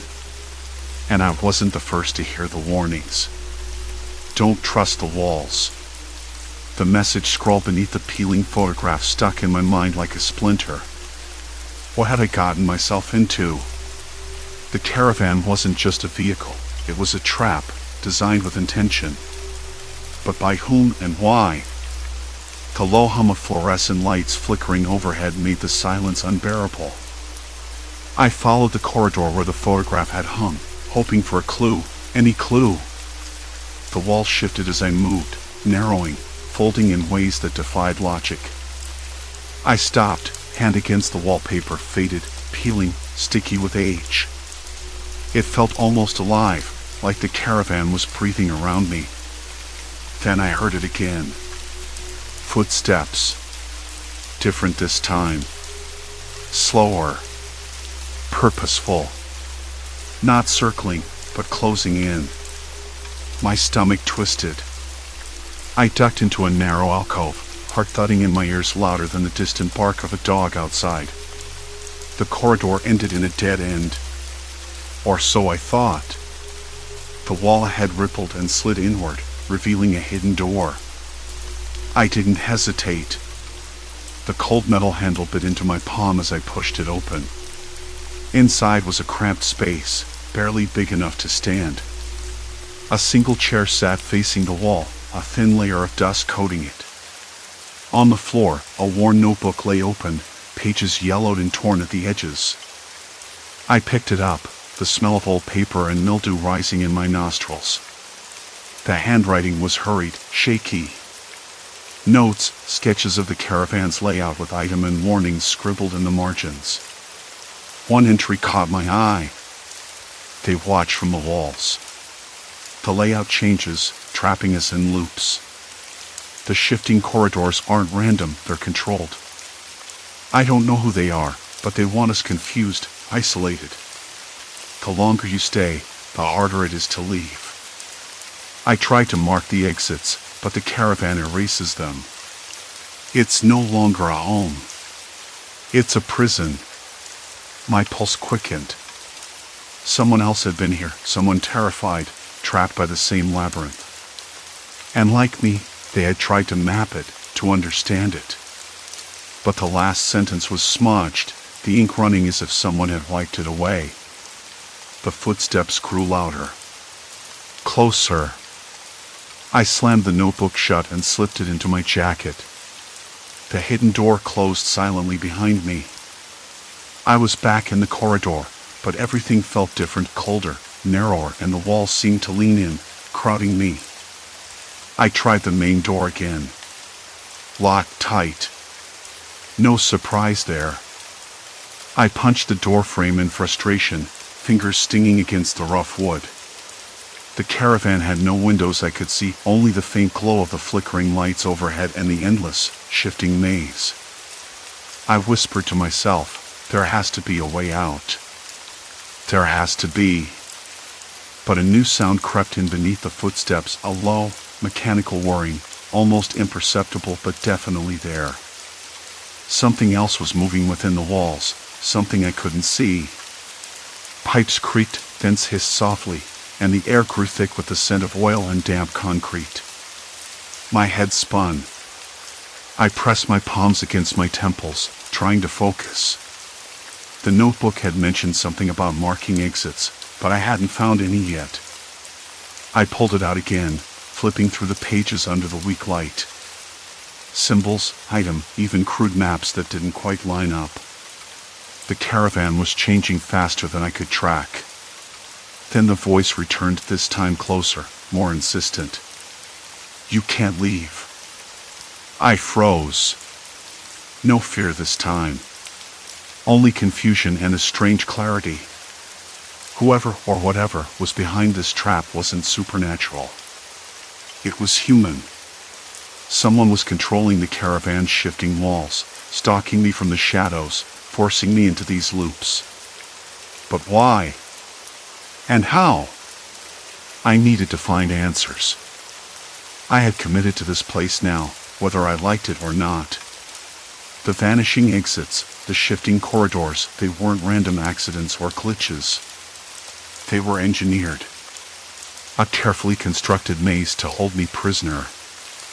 I forced myself to move, tracing the lines in the notebook, trying to match its symbols to the walls around me. The metallic scent of rust and oil grew stronger. The air felt damp, like a basement or a boiler room. A faint vibration thrummed beneath my feet.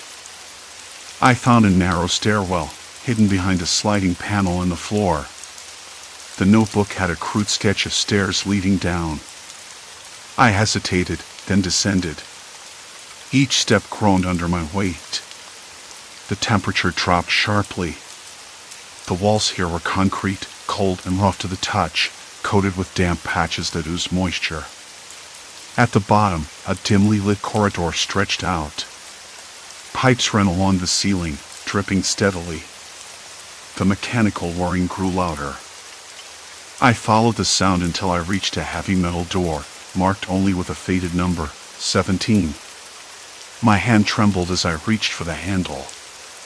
A voice, low, calm, almost kindly, echoed through the corridor. "You shouldn't have come down here." The door pushed open easily. Inside was a small room, walls lined with screens and control panels. Flickering monitors displayed grainy images of the caravan's interior, hallways twisting and shifting, the same corridors I'd just walked. Buttons, levers, dials. Someone was controlling the layout in real time. A chair sat in front of the main console. It was empty. I stepped inside, senses alert. The air smelled of burnt plastic and cold metal. As I approached the controls, a sudden realization hit me. This wasn't just a maze. It was a cage designed by someone who wanted to watch, to manipulate, to hold their prey indefinitely. The notebook's author hadn't been crazy. They'd been hunted, trapped, watched. And now, so was I. My phone buzzed in my jacket pocket, an incoming call I couldn't ignore. I pulled it out. The screen was cracked, but the caller ID was clear, unknown. I answered, voice barely a whisper. "Hello?" Static. Then, a voice low and steady, dripping with cold menace. "You're part of it now. There's no going back." The line went dead. I stared at the silent phone, the weight of those words sinking in. The walls around me weren't just shifting, they were closing in. The caravan wasn't a home on wheels. It was a trap. And I had just stepped past the point of no return. The phone slipped from my fingers before I could even blink. No going back.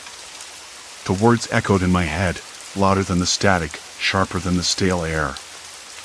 I pressed my back against the console, breathing shallow, trying to steady my nerves.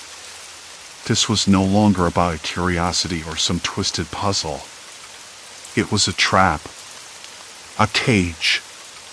And I was inside it. I didn't know who the voice belonged to. Whoever they were, they'd been watching. Waiting.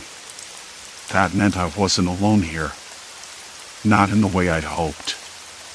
I glanced toward the narrow corridor behind me, the one that had shifted when I walked in.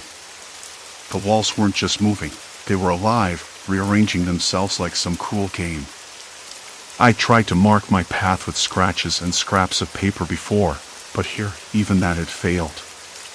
The same hallway looped back on itself, the doors changing places like a warped funhouse mirror. It was maddening. And now, the threat was real. I forced myself up, the floor cold and uneven beneath my boots.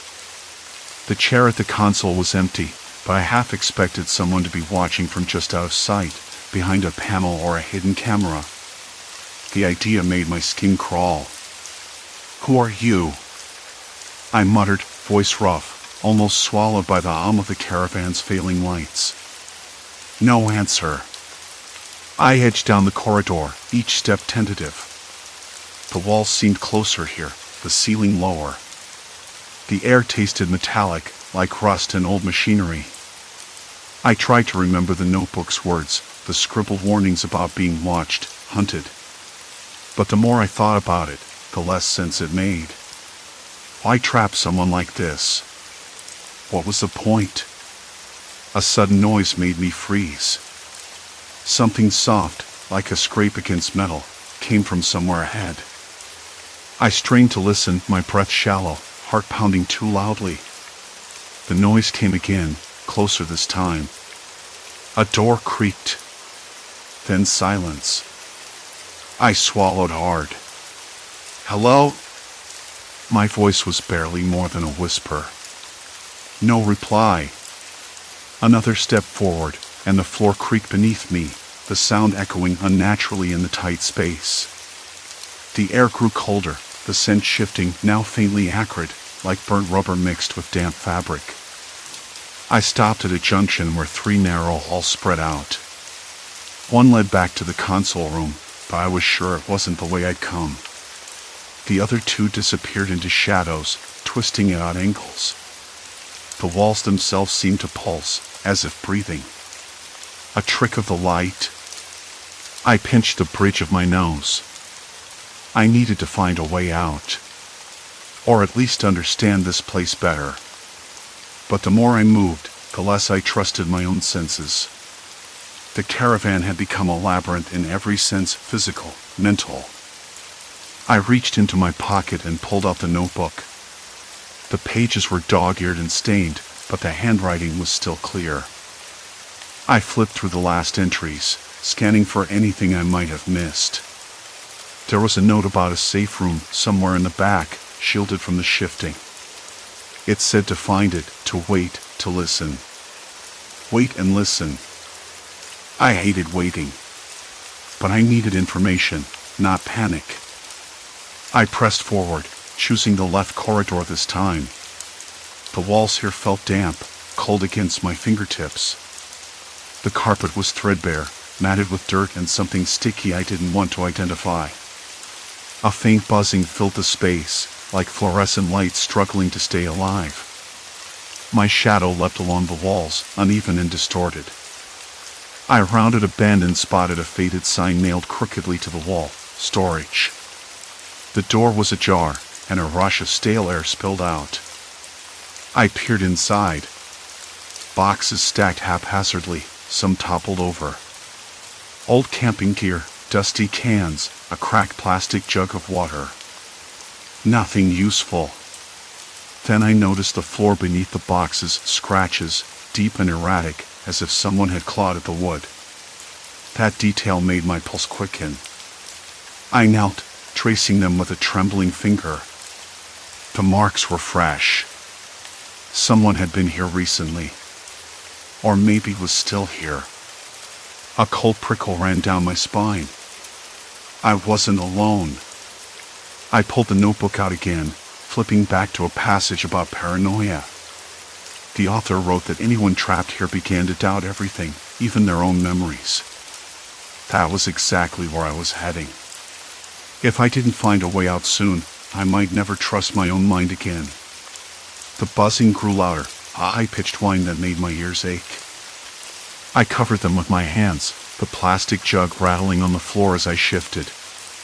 Suddenly, a faint tapping sound started somewhere close, deliberate, rhythmic. It wasn't coming from the walls. It was inside the caravan. I forced myself to stand, heart hammering. The tapping grew faster, more urgent. I followed it, twisting through corridors that seemed to change with each step. The air grew thicker, harder to breathe. Sweat slicked my palms and back. Then I saw it, a figure, hunched and shadowed, moving just beyond the corner. I froze. The figure didn't notice me. It shuffled with slow, deliberate steps, hands brushing the walls for balance. Whoever it was, they seemed as trapped as I was. "Hey," I said, voice cracking. "Are you?" The figure stopped and slowly turned. Pale face, sunken eyes, and a wildness that didn't belong to someone sane. They opened their mouth, but no words came, just a low, guttural sound, like a broken whisper. I stepped back, heart racing. The person's eyes locked onto mine, unblinking, vacant yet intense. I wanted to reach out, to speak, but my throat tightened. The figure moved closer, the tapping resuming on the wall beside them, as if responding to some unseen rhythm. "Please," I said, voice barely audible. "What is this place? Why are we here?" They didn't answer. Instead, they pressed a trembling hand to the wall, then pointed down a narrow passage I hadn't noticed before. It was darker than the rest, the air colder still. I hesitated, then glanced back at the console room, empty, silent, waiting. No help there. No escape. I turned toward the dark passage, footsteps echoing behind me. The smell of burnt plastic was gone, replaced by damp earth and something metallic, blood, maybe. My skin prickled, goosebumps rising despite the warmth. I didn't trust that figure. But I didn't trust myself either. The notebook's last line came to me suddenly, as if whispered by the walls themselves. The only way out is through. I swallowed hard and stepped into the darkness, the corridor swallowing me whole. Behind me, the tapping slowed, then stopped. Silence. Complete silence. The morning light came soft and hesitant through the grimy caravan window. I blinked against the dull yellow that spilled across the cracked linoleum floor. For a moment, I thought I was somewhere else, anywhere but here. The stale air smelled faintly of old coffee and damp wood. The scent clung to my clothes like a warning. I sat up slowly, my muscles stiff and uncooperative. The ache in my back was a reminder that I hadn't slept properly in days. I stared around the room, but the layout wasn't the one I'd fallen asleep to. The narrow corridor that had once led to the kitchen had now bent sharply to the left, disappearing behind a panel of peeling wallpaper. The door to the bathroom, a flimsy thing with a cracked mirror, was where the small closet should have been. I rubbed my forehead, trying to steady the spinning in my skull. This wasn't just a trick of the light or my imagination. The caravan had changed again. I closed my eyes and counted breath by breath, willing the dizziness away, but the air felt heavier, thicker somehow, as if it pressed against my chest. I could hear the faint buzz of a fluorescent bulb somewhere behind the walls, a steady hum that seemed to pulse in time with my heartbeat. The sound made my skin prickle. I forced myself to stand, legs trembling under the unfamiliar floorboards.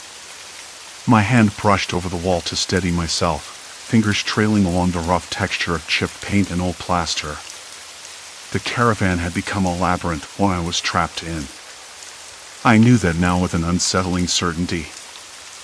I wasn't losing my mind, not entirely. The space was shifting, rearranging itself, folding in on me until the familiar became alien. I thought about the cellar, that strange man with the too white smile who'd insisted this was a home on wheels. Home. What a cruel joke. I'd pictured freedom, a chance to escape the noise and clutter of city life. Instead, I found myself caught in a puzzle with no solution. The corridor stretched ahead, dim and narrow, beckoning me forward with a hollow emptiness. I took a step, then another, each footfall echoing oddly, as if the caravan itself was hollow beneath me. I tried the doors along the way, some locked, others opening onto rooms that didn't belong. A dining nook that vanished when I blinked.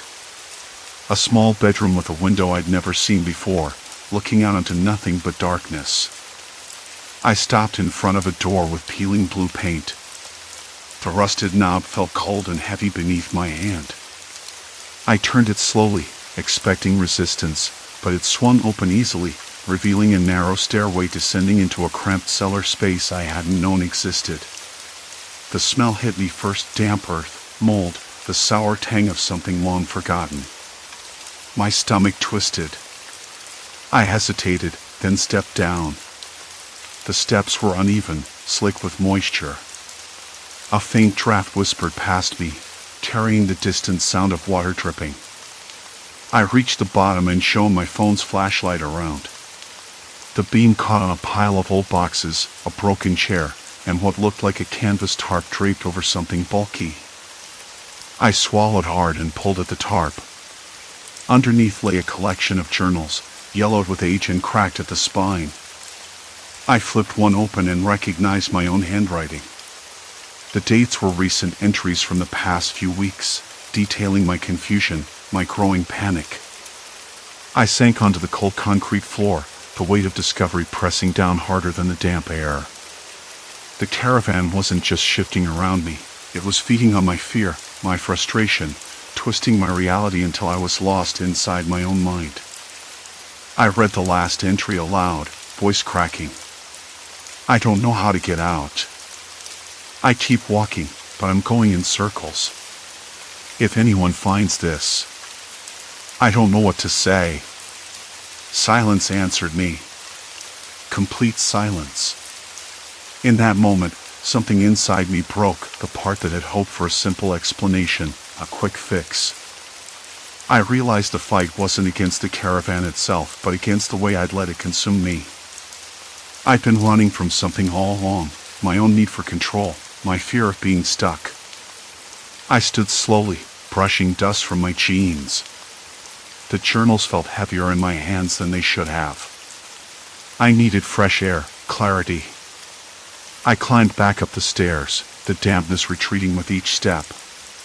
When I emerged into the dim morning light, the caravan looked almost normal, still battered, still strange, but no longer a trap. I took a deep breath, the cool air filling my lungs with a sharp crispness. Outside, the world was waking up. A dog barked somewhere down the lane. The faint smell of cut grass mingled with the scent of oil and rust. I stepped out of the caravan and closed the door behind me. I walked to the end of the driveway and looked back at the caravan, its faded paint and crooked windows reflecting the sun. I ran my fingers through my hair, tangled and dirty, and realized I had a choice. I could keep fighting the shifting corridors, chasing shadows inside a metal box, or I could accept that some things were broken beyond repair. The truth was harsh, but simple. The caravan wasn't a home. Not for me. It was a symbol of my own disconnection, my refusal to settle, to face the parts of myself I'd been avoiding. I had to move on. I unlocked my phone and called a local storage unit. I arranged to store the journals and anything else I couldn't face right now. Maybe one day, I'd come back for them. Maybe I wouldn't. For now, I needed space. I walked away from the caravan with the late morning sun warming my back. The road stretched ahead, real and steady beneath my feet. Each step felt lighter than the last, like shedding a weight I hadn't known I was carrying. I wasn't free. Not yet. But I was no longer trapped. As I reached the edge of the yard, I paused and looked back once more. The caravan sat quiet, its shifting rooms locked away behind walls I would never enter again. I let the door click shut behind me, the sound final and certain. And then, I kept walking. Story 4, Invisible Intruder, the roommate who knows too much. I never thought the sound of a dripping faucet could unsettle me. I'd moved in with Sam 2 weeks ago, and so far, nothing about this place felt quite right. The apartment smelled faintly of must and lemon cleaner, a scent that clung stubbornly to the curtains even after I washed them twice. The heater rattled every time I turned it on, coughing out dry, warm air that smelled like burnt dust. Outside, the city never really quieted down. Somewhere below our window, a dog barked lazily, distant but persistent. The streetlight flickered, casting a pale orange glow that made the room, with its faint smell of dust and decay, feel more like a stage set than a home. I rubbed my hands on my jeans, trying to get warm. The radiator hadn't kicked in yet. I glanced at the clock. 2:17 a.m. I should probably just get up and fix that faucet or call maintenance, but something stopped me, a hesitation I couldn't name. Maybe it was the way Sam had looked at me earlier that evening, like he was reading me like an open book. Not in that casual roommate way, but like he was scanning me for something hidden, something I couldn't see myself. I remember the first day we met. I'd been nervous about the new place, about sharing a space with a stranger, but Sam had this calm, almost magnetic presence. He smiled easily, but when I caught him watching me, it wasn't the kind of glance you'd get from a polite stranger. It was sharper, like he was trying to figure out which parts of me were real and which I was trying to hide. I told myself I was imagining things. People often look at you that way when they're trying to be friendly. But then, last night, the little moments started adding up. I came home from work, exhausted, and didn't want to talk about anything. Sam asked how my day was, and I gave the usual vague answer, fine. He just nodded, and without missing a beat, launched into a story about a friend's messy divorce. I'd never told him about the divorce in my family, not directly. Yet he acted like he already knew the details. Later, when I went to brush my teeth, I noticed the bathroom mirror fogged unevenly.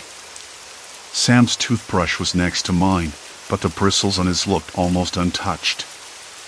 I wondered if he was paying attention to every little thing I did, every habit, every slip of expression.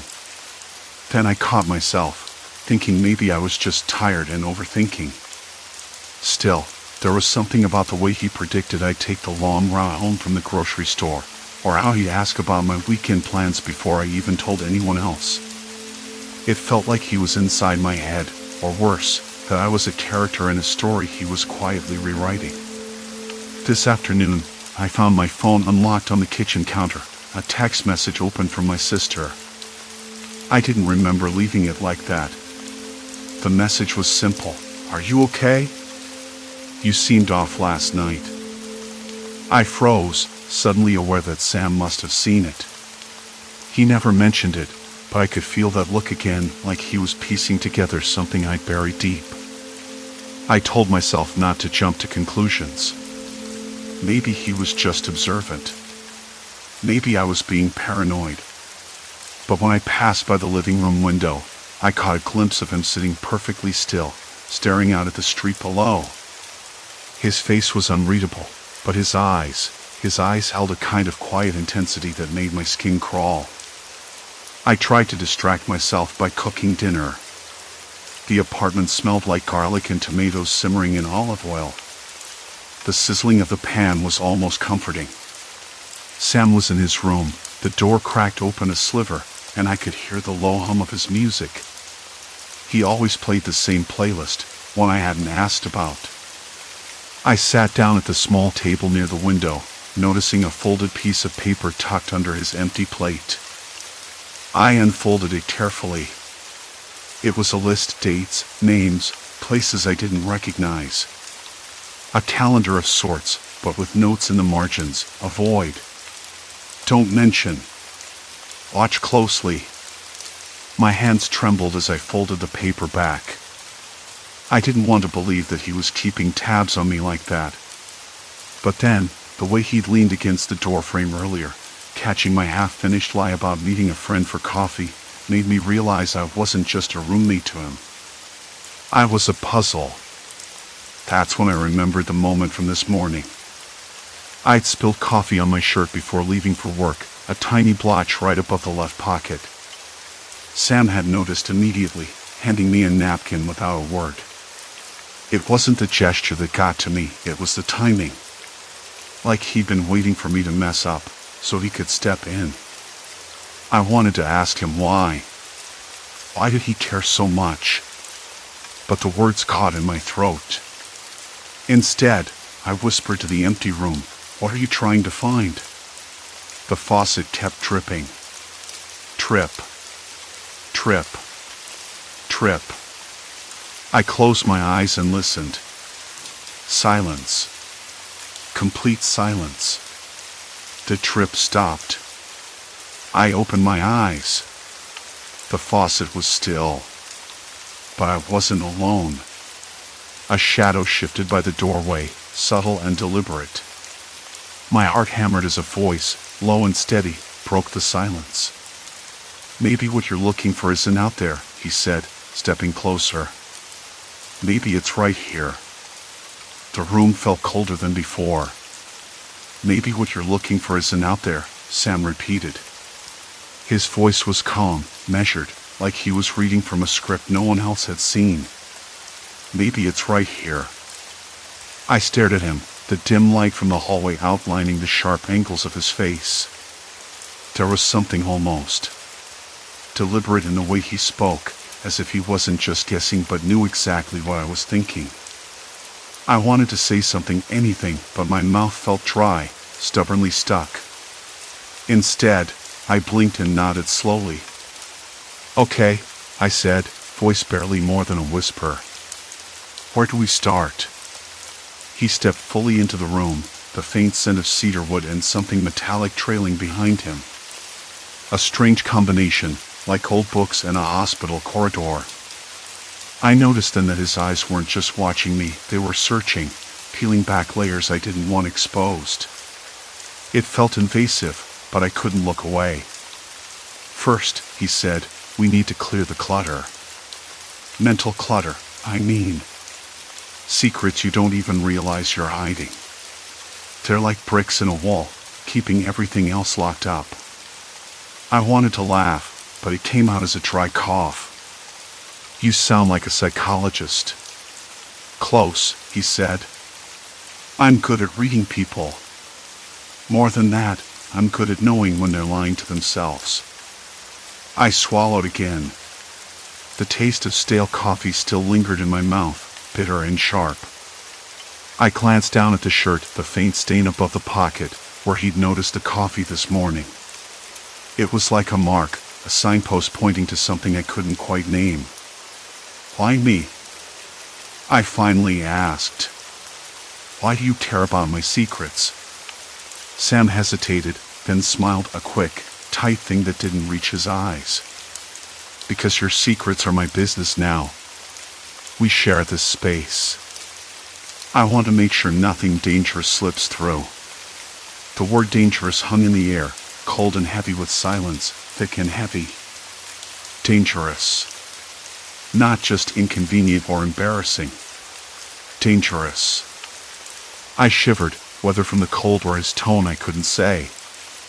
"I don't even know what you mean," I said, trying to sound casual but failing miserably. "Maybe not yet," he said, pacing slowly to the window. The streetlights cast long shadows across the peeling paint of the apartment walls. "But you will." He turned back, eyes sharp as a hawk's. "Start by telling me what you're running from." I wanted to lie, to say nothing, but the weight of his gaze was suffocating. I swallowed again, this time harder, feeling the muscles in my jaw tighten. "I'm not running from anything." He nodded, unfazed. "That's what everyone says." The silence stretched. I could hear the distant hum of a late-night bus, the scrape of tires on wet asphalt. A dog barked somewhere far off, sharp and urgent. Then, almost as if he'd read my thoughts, Sam said, "You don't have to tell me everything. Just enough to start." I considered it. The truth was, I didn't want to admit how much I'd been hiding from him, from myself. But the more I resisted, the clearer it became that Sam wasn't just a passive observer. He was an active participant in this strange, uneasy dance. "All right," I said quietly. "There's something I don't want to think about." He stepped closer, lowering his voice. Good. That's a start. I exhaled slowly, the air cold against my skin. It's about my family. Things I left behind. Things I thought I buried. Sam's expression softened, just a fraction. Tell me. I hesitated, then began. My sister. She died a few years ago. It was sudden. A car accident. I wasn't there. I wasn't close to her, really. But after she died, things started to unravel. I stopped answering calls. I stopped going home. Sam listened, silent. The room seemed to shrink again, the walls pressing in. I felt exposed, like a layer of skin had been peeled back. Why didn't you tell me this? He asked, voice low. I didn't think it mattered, I said, voice cracking. I thought it was over. Done with. But it's not, Sam said. And that's why you're on edge. That's why you flinch when I notice the coffee stain. You're afraid of what I'll see if I look too closely. I didn't know how to respond. Part of me wanted to deny it, to retreat back into the safety of silence. But another part, a part one barely recognized, wanted to trust him. Maybe even needed to. Maybe I'm tired of pretending, I said, voice barely a whisper. Sam nodded. Good. Now we're getting somewhere. For the next hour, we sat at the kitchen table, the glow of the single overhead bulb casting long, flickering shadows. He asked questions, not the kind that demanded answers, but the kind that nudged me to think deeper. About my past, my habits, the tiny inconsistencies I hadn't noticed in myself. I told him about my sister's old journal I kept hidden in the closet, the one I'd never dared open since the funeral. About the letters I ripped up but kept in a box under my bed. About the guilt I wrapped around me like a second skin. He listened without interrupting, scribbling notes on a crumpled napkin.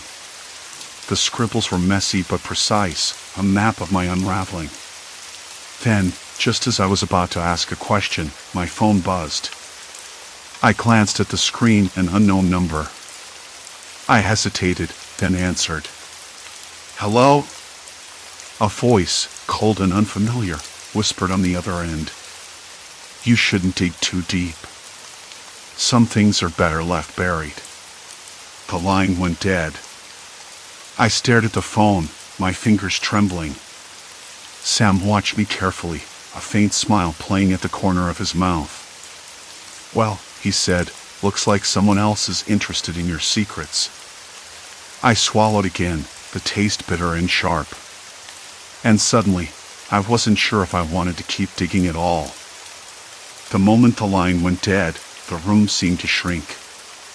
Someone else is interested in your secrets, he said again, voice low.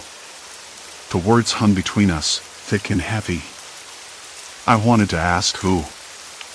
I wanted to demand answers. But instead, I just swallowed hard, the bitterness coating my tongue. My throat felt raw. I couldn't speak. I barely moved. The silence lasted longer than I expected. Outside, the street lamp flickered, casting thin, uneven shadows across the cracked plaster walls. The faint hum of a distant television buzzed upstairs, but it felt like we were trapped in a bubble, separate from everything else. I guess there's no turning back now, Sam said, folding the napkin with my unraveling mapped out in messy lines an item. You've already started. And that phone call. It's a warning, but also a sign. You're closer than you think. Closer to what, though? The thought made my hands tremble again. Closer to what? I tried to push the fear down, deep enough so it wouldn't claw its way out, but the ache beneath my ribs was persistent. It wasn't just about my sister's journal or the letters anymore. It was something bigger, something that had been waiting, silent, beneath years of dust and half-forgotten memories. I looked at Sam. His eyes were steady, calm, unnerving in their focus. It was like he saw through me, right past the layers I'd spent so long building. He wasn't just reading my emotions, he was reading my life. And now, it felt like he held a pen. I wanted to run. I wanted to pack a bag and disappear. But the apartment felt like a cage. Every corner, every creak in the floorboards, whispered that I was already caught. That night, I couldn't sleep. The air was thick, humid, and tasted faintly of mildew and old paper. The curtains fluttered in the breeze, brushing against the windowsill with a soft scratch. I kept thinking about the journal tucked away in the closet, the box under my bed, the words I tried so hard to forget. Why had Sam pushed me to talk about them? Why had he scribbled notes like a detective piecing together a crime scene? And who was the voice on the phone? In the early hours, I heard Sam moving around the apartment. Quiet thuds, the soft scrape of a chair. I wanted to call out, to ask him what he was doing, but my voice was trapped somewhere deep inside. When morning came, the sunlight was weak, struggling through gray clouds. The apartment smelled of stale coffee and something else, paper, maybe, or ink. I found Sam at the kitchen table, surrounded by piles of my sister's letters and the torn pages from the journal. He looked up as I entered, eyes sharp with intent. "I went through these," he said. "There's more here than you realized." I swallowed. "What do you mean?" He tapped a folded letter with a neat fingertip. "Your sister wasn't just writing about everyday things. There are hints, careful, hidden, that suggest someone was threatening her. Someone close." The room tilted slightly. Threats. Close? I traced the edge of the table, the wood grain rough beneath my fingers. "Why didn't she tell me?" I whispered, though I wasn't sure I wanted an answer. Sam's gaze didn't waver. Maybe she did, in her own way. But whoever it was, they made sure to keep it quiet. "And now, it's coming for you." My heart slammed against my ribs. "Coming for me? What does that mean?" He leaned forward, voice dropping to a whisper. "You're being watched. Not just by whoever called you last night. Someone's been tracking you for a while, waiting for you to uncover the truth. And they don't want you to." I wanted to laugh it off, tell myself it was paranoia. But my skin prickled with awareness. Every glance from Sam, every pause in his voice, felt like a thread pulling tighter around me. The day passed in a blur. I tried to shake off the growing weight, but it clung like a second skin. I caught myself glancing over my shoulder, noticing the way neighbors paused their conversations when I walked by, the way my phone buzzed with unknown numbers more often. By evening, the air, cold and heavy with silence, had cooled, and the first hints of rain settled on the window panes. Sam sat on the couch, flipping through the journal again. "You can't ignore this," he said. "You have to decide. Either you let it consume you, or you fight back. But there's no walking away anymore." I wanted to believe I had a choice. I wanted to believe I could leave this all behind and start fresh somewhere new. But the apartment felt smaller than ever, the walls closing in like a trap. I thought about the letters, the journal, the whispered threats. I thought about the phone call and Sam's unreadable smile. And I realized that the secrets buried in my past weren't just ghosts, they were anchors, holding me in place. I tried to stand, to break free, but something stopped me. A cold certainty settled in my chest. This was the point of no return. I looked at Sam. What if I say no? What if I just stop? He shook his head slowly, his eyes darkening. You can't stop what's already in motion. The moment you started digging, you became part of it. Now, it's about survival. And trust me, running isn't an option anymore. The silence that followed was heavy. The rain tapped harder against the window, a steady, urgent rhythm. Somewhere outside, a dog barked, sharp and sudden. The air smelled like damp earth and something metallic, faint but unmistakable. I swallowed again, dry and bitter. "What do you want from me?" I asked, voice barely above a whisper. Sam smiled then.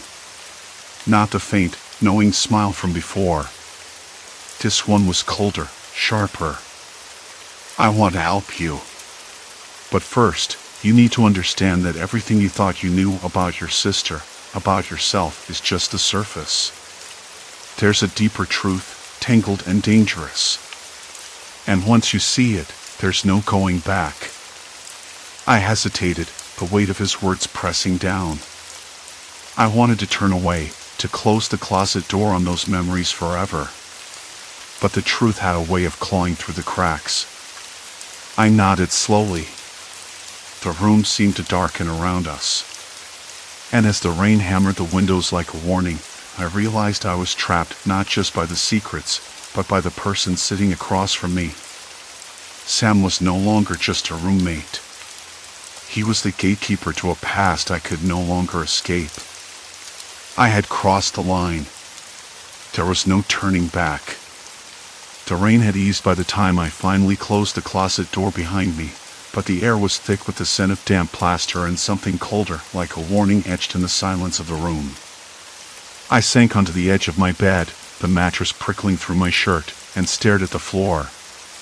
The faint metallic taste lingered at the back of my throat, like swallowing rust. I knew I couldn't just pretend none of this had happened, but the thought of digging any deeper twisted my guts. Still, something in Sam's voice, calm, steady, yet edged with a cold smile, made it impossible to look away. I ran my hands over my face, trying to shake the fog that had settled there. "What exactly do you mean?" I asked, voice brittle. "About my sister. About me." He leaned forward, the faint light catching the sharp angles of his face. "You don't remember, but I saw it. The way you flinch when you think no one's watching. The way you hold your breath when you pass the photo on the wall. You're hiding more than you realize." I swallowed hard. My fingers trembled as I reached for the lamp switch, but the bulb flickered and died, leaving the room bathed in shadows. Darkness felt like a weight pressing down, thick and suffocating. I didn't want to admit it, but I was terrified. Not of Sam, exactly. Of what he might uncover. Of what I might find if I let him. "My sister," I said slowly, voice barely above a whisper. "She's been gone for years." I thought I'd buried all of it. Sam nodded, eyes never leaving mine. "That's just it. You buried it, yes. But it's still there, beneath the surface. And I think you're about to remember why." The air shifted, colder now, and I could hear the distant rumble of thunder. Outside, the street lamp buzzed faintly, casting long, jittery shadows that danced against the walls like something alive. I bit my lip, tasting faint copper, and forced myself to sit up straighter. "Why are you doing this?" I asked. "Why push me? I don't want to remember." His smile was almost gentle this time, but the sharpness never left. "Because the truth is the only way out. Secrets don't stay buried forever, and when they come up, they don't come quietly. You think you're protecting yourself by hiding, but really, you're just trapped." I wanted to argue. I wanted to say he had no right to pry. But the knot in my stomach tightened as my gaze drifted to the cracked mirror across the room. My reflection looked small, fractured. The person staring back wasn't sure she wanted to face what was coming. "Tell me what I don't know," I said, voice cracking. Sam's eyes gleamed in the dim light. "You're going to have to trust me. For now." I hesitated, my mind spinning. Trust him? After everything? But the alternative felt worse, wallowing in uncertainty, haunted by shadows too faint to grasp.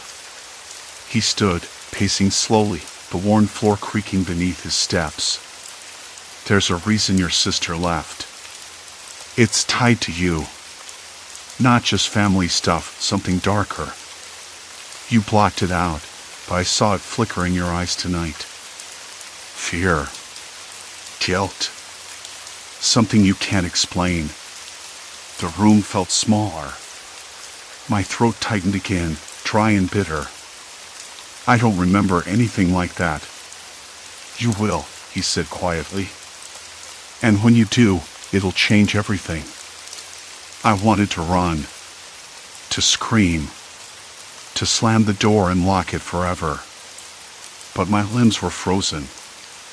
I realized then how much power he had, how he could see through the walls I'd built around myself, picking at the loose bricks until they crumbled.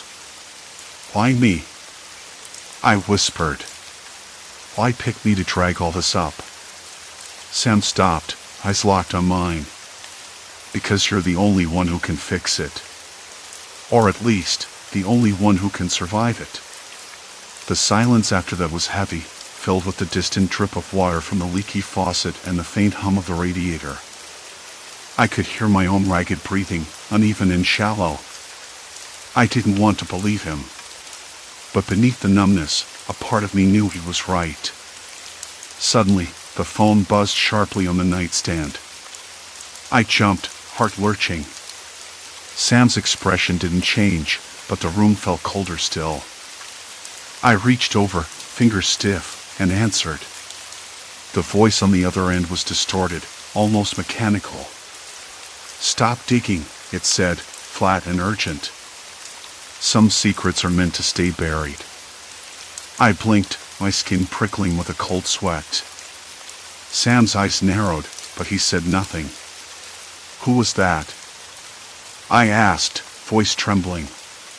Sam shrugged, but there was a flicker of something in his gaze, warning. Threat. You're not the only one watching. I swallowed again, the metallic taste returning, stronger this time. The room seemed to close in, walls tightening.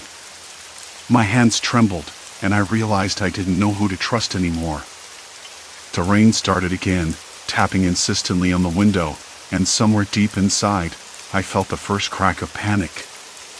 This was bigger than me. And I was already too far in. The silence stretched, heavy and suffocating, before Sam finally spoke. Listen, you need to be careful. They don't just want information, they want control. His eyes darkened, shadowed by secrets I wasn't yet ready to hear. Outside, the storm intensified, mirroring the storm inside me. I swallowed hard, trying to steady my breath. Control? What kind of control? Sam's gaze flickered to the rain-drenched street beyond the glass. Everything. Your moves, your thoughts, your alliances. They've infiltrated layers you didn't even know existed. And if you slip up, even once, it's over. My fingers clenched the edge of the table, nails digging into the wood. But why me? Why drag me into this? Before Sam could answer, a low creak came from the hallway. The door creaked open, and Mara stepped inside, her expression unreadable but her eyes sharp, calculating. Because you're the key, she said quietly, voice barely above the rain's patter. And keys get turned, whether you like it or not. I looked between them, heart pounding. The room felt smaller, the walls closing in. What do you want from me? I asked, voice cracking. Mara's lips twitched into something like a smile. I want you to survive. But surviving means making choices, hard choices. Sam nodded, his earlier edge softening just a fraction. We don't have much time. There's someone coming. Someone who might change everything. Before I could ask who, the window rattled as a huge clap of thunder shook the building. I realized then that the storm outside wasn't just weather, it was a warning. And whatever was coming, it was close. The night was colder than I expected, the kind of cold that seeped through the thin walls and crept beneath the door. I sat on the edge of my bed, the mattress sagging slightly beneath me, and stared at the darkened room. The faint hum of the refrigerator from the kitchen mixed with the occasional creak of the old building settling, a familiar soundtrack that usually lulled me into sleep. Not tonight. Tonight, the silence was a trap. I thought back to how it all started, how I shared the apartment with someone who seemed to know every flicker behind my eyes, every hesitation in my voice.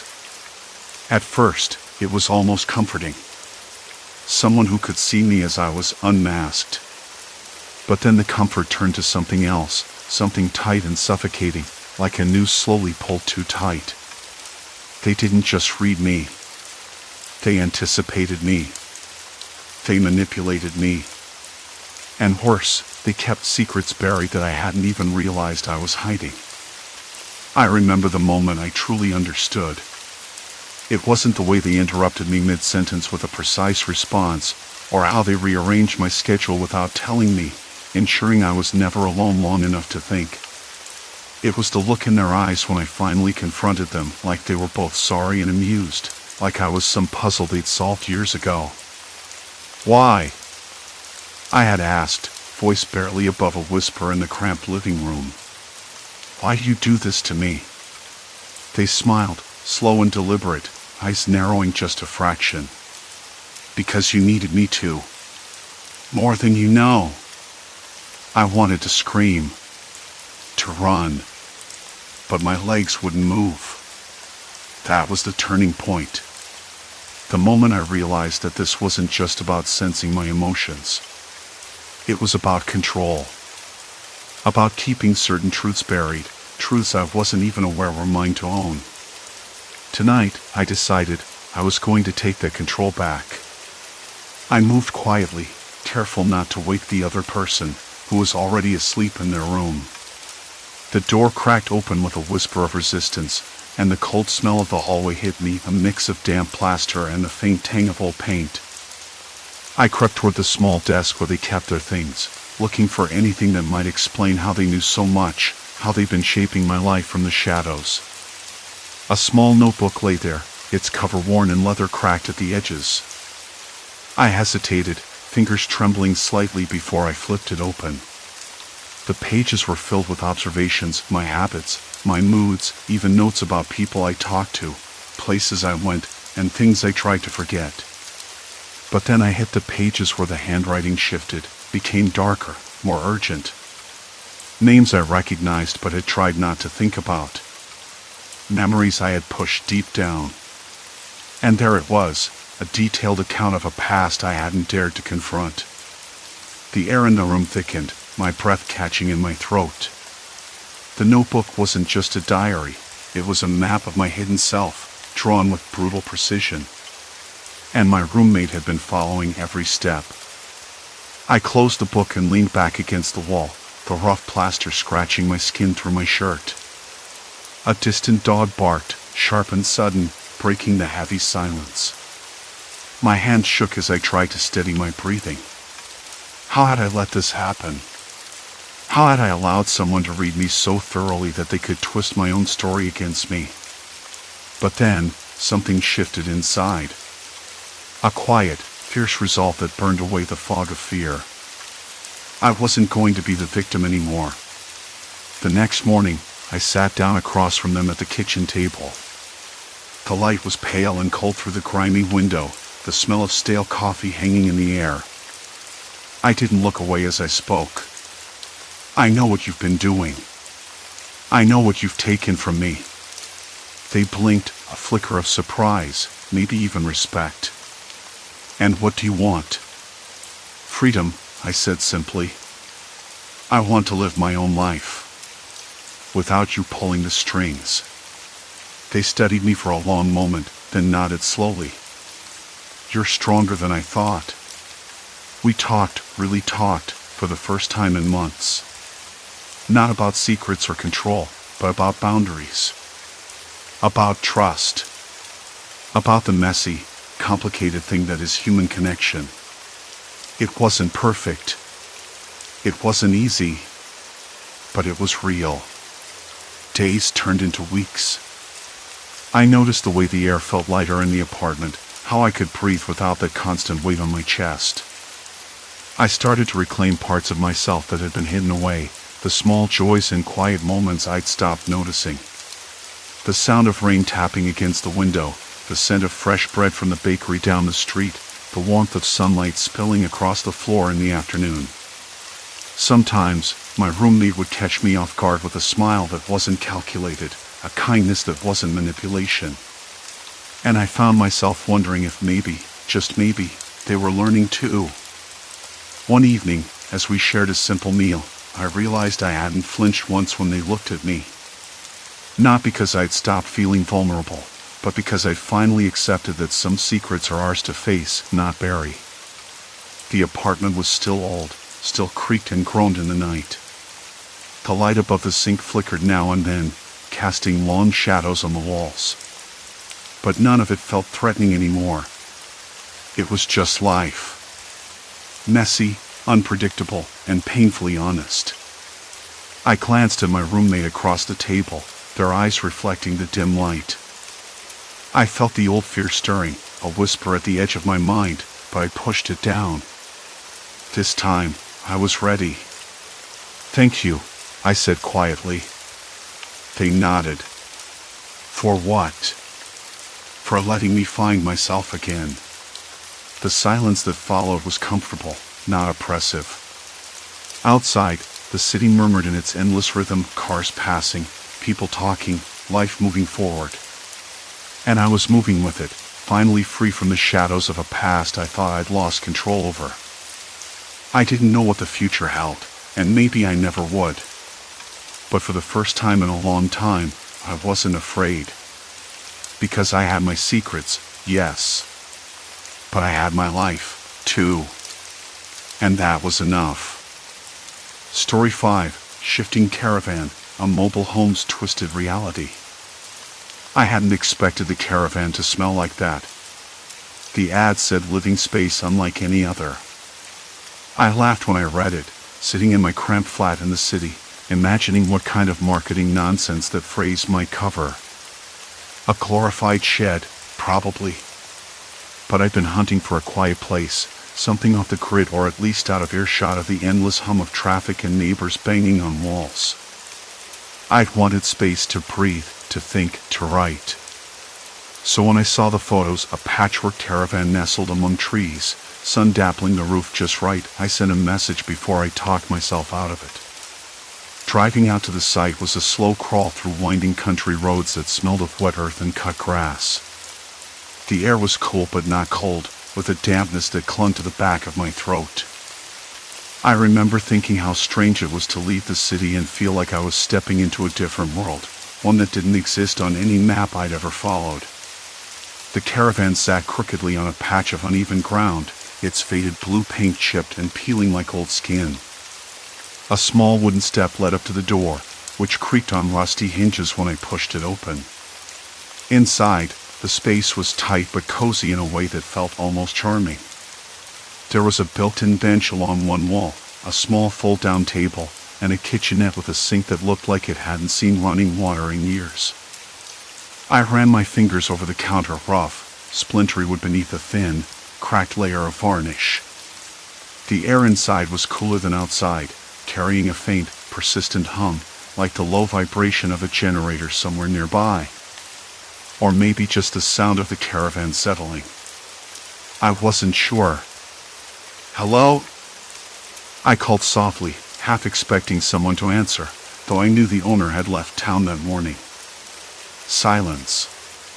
Complete silence. Just the distant call of a crow, sharp and sudden, slicing through the quiet. I spent the next hour poking around, testing cupboards and drawers. Most were empty, save for a few forgotten scraps, a cracked mug, a folded newspaper from months ago, a pair of worn slippers that smelled faintly of tobacco and damp wool. Nothing personal. Nothing that spoke of who'd lived here last. Still, something felt off. The layout wasn't quite right. I'd seen the floor plan in the listing, simple, straightforward, but as I moved through the space, the room, with its faint smell of dust and decay, seemed to shift just enough to confuse me.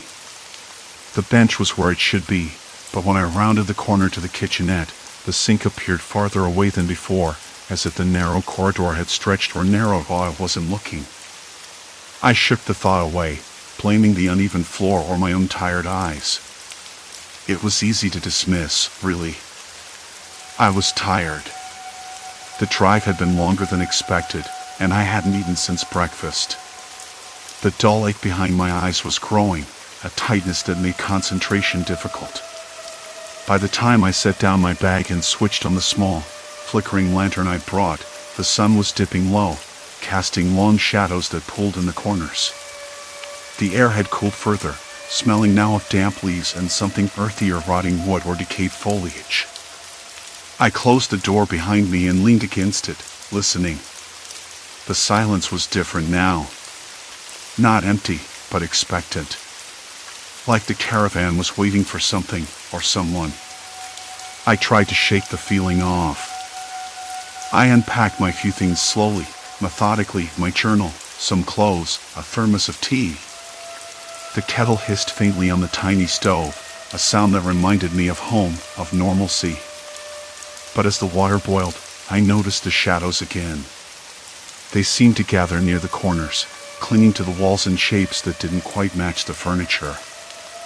I told myself it was just the way the light played in this small space.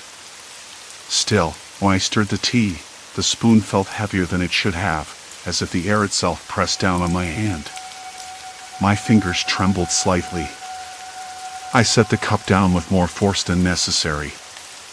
Later, sitting on the bench, I stared at the faded floral pattern of the fabric. The threadbare cushions were rough against my skin, and a chill ran up my spine as a sudden draft whispered through a crack near the ceiling. The door was firmly closed, but I could hear the faint rustle of leaves outside, like the world was breathing just beyond the thin walls. I tried to read, but the words blurred. Something was wrong. I wasn't sure if it was the caravan, or me. Maybe both. When I stood to stretch, I noticed the floor beneath my feet had changed. It was the same linoleum, but the pattern was different, more worn, darker in spots I hadn't seen before. I blinked hard and looked again. The layout was shifting, subtle. The door to the small bedroom was now down the opposite side of the hall. I turned, confused. Had I walked in a circle? The space felt smaller, tighter. The walls seemed closer, the ceiling lower. I tried to call the owner on my phone, but there was no signal.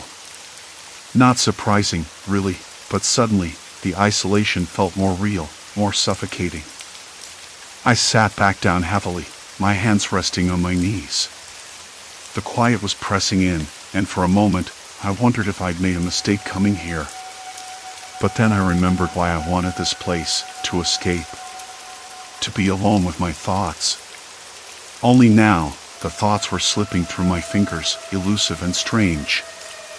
The lantern flickered again, casting quick shadows that danced across the ceiling like restless fingers. I caught my breath and told myself I was imagining things. It had to be the tiredness, or the stress of the move. Yet, as I looked around once more, the bench was no longer where I'd left it. The small fold-down table hung crooked, its hinges loose. The kitchenette sink glistened wet, though I turned off the tap minutes ago. And the smell, stronger now. Not just dampness, but something sharp, metallic. Something like rust mixed with the faint scent of sweat. I swallowed hard. My throat was dry, and a cold knot tightened in my stomach. I told myself to get some sleep, to start fresh in the morning. But when I reached for the door handle, it didn't budge. Locked. From the inside. I was sure I hadn't locked it. The cold seeped through the door frame, brushing my skin with a chill that wasn't just from the evening air. I stepped back, heart ticking louder in my chest. The caravan was small, but suddenly it felt like a cage. I stood there, listening. Outside, the wind stirred the branches, a low creak that sounded almost like a sigh. Inside, the silence waited. For what? I didn't know. But I knew I wasn't alone. The door stayed stubbornly locked. I took a step back and scanned the interior once more, eyes drawn involuntarily to the shifting shapes of the furniture.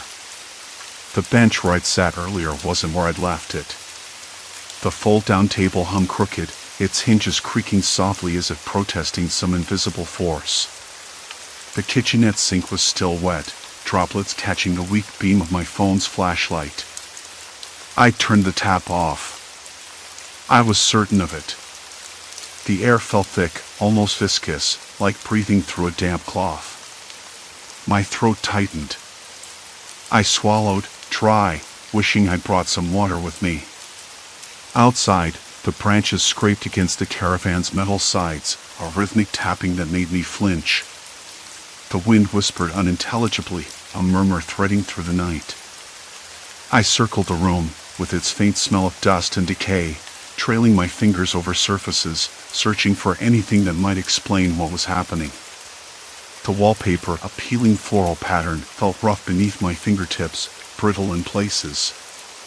The floor creaked underfoot, the boards shifting ever so slightly, like a ship at sea. I tried to shake the sensation. It was absurd. A caravan wasn't supposed to move on dry land. Not like this. Then I noticed it. A faint outline, almost like a smudge, on the wall near the kitchenette. I pressed my palm against it. The surface was cooler here, and when I tapped, it sounded hollow. My pulse sped up. Was there a hidden compartment? Some forgotten storage space? I pulled at the edges carefully, and to my surprise, a panel shifted inward with a soft click. Behind it, a narrow cavity. Inside, a folded piece of paper lay tucked between the metal frame and the insulation. I pulled it out, fingers trembling. The paper was yellowed, edges frayed, and the ink faded but legible. Remember the pattern. The loops will close. Trust no door. My breath caught. What pattern? Loops? Trust no door? The words sounded like a warning, but from whom? The previous owner? A joke? Or something darker? I folded the note back and stuffed it into my pocket, heart thudding hard against my ribs. The metallic smell was suddenly overwhelming, and I gagged, backing away. That's when I noticed the faintest trickle of liquid pooling beneath the sink cabinet. I crouched down, flashlight catching the glossy sheen. It was rust-colored, brownish red, and sticky. Not water. Not oil. Something else. I ran my finger through the puddle. It smelled sour, tangy, like old sweat mixed with iron. My skin crawled. I pulled back quickly, hands shaking. I wanted to leave, to escape this cramped, shifting tomb, but the door refused. A knock. Sharp. 3 quick raps against the outside wall. I froze, every muscle taut. Outside, the wind stilled. The silence was immediate, suffocating. I pressed my ear to the wall, but no footsteps followed. Just the quiet, and that lingering metallic smell. Hello? My voice cracked, barely a whisper. Is someone there? No answer. Only the soft skitter of a rat somewhere beyond the caravan. I pressed my back against the door, sliding down until I sat on the floor, knees drawn up. The note burned in my pocket. I pulled it out again, studying the words. Could it be a joke left by some prankster? I didn't want to believe it, but the locked door and moving furniture suggested something far less innocent. The night dragged on. I tried every window, every latch. The curtains, checkered and faded, were stuck halfway down, and when I yanked at them, one snapped loose, crashing onto the floor. The sound startled me, and when I looked up, the layout seemed subtly different. The small bookshelf that had been beside the kitchenette was now near the entrance. I blinked, rubbed my eyes. Was I imagining it? I stood, pacing, trying to keep calm. The caravan was small, but the arrangement of objects shifted as if the walls themselves were rearranging. I ran my fingers along the edge of the fold-down table again. This time the hinges gave a low groan, then suddenly the table flipped up, revealing a shallow storage compartment I hadn't seen before. Inside, a faded photo, creased and torn at the edges. I pulled it out. A family portrait. 3 people, 2 adults, a woman and a man, and a child.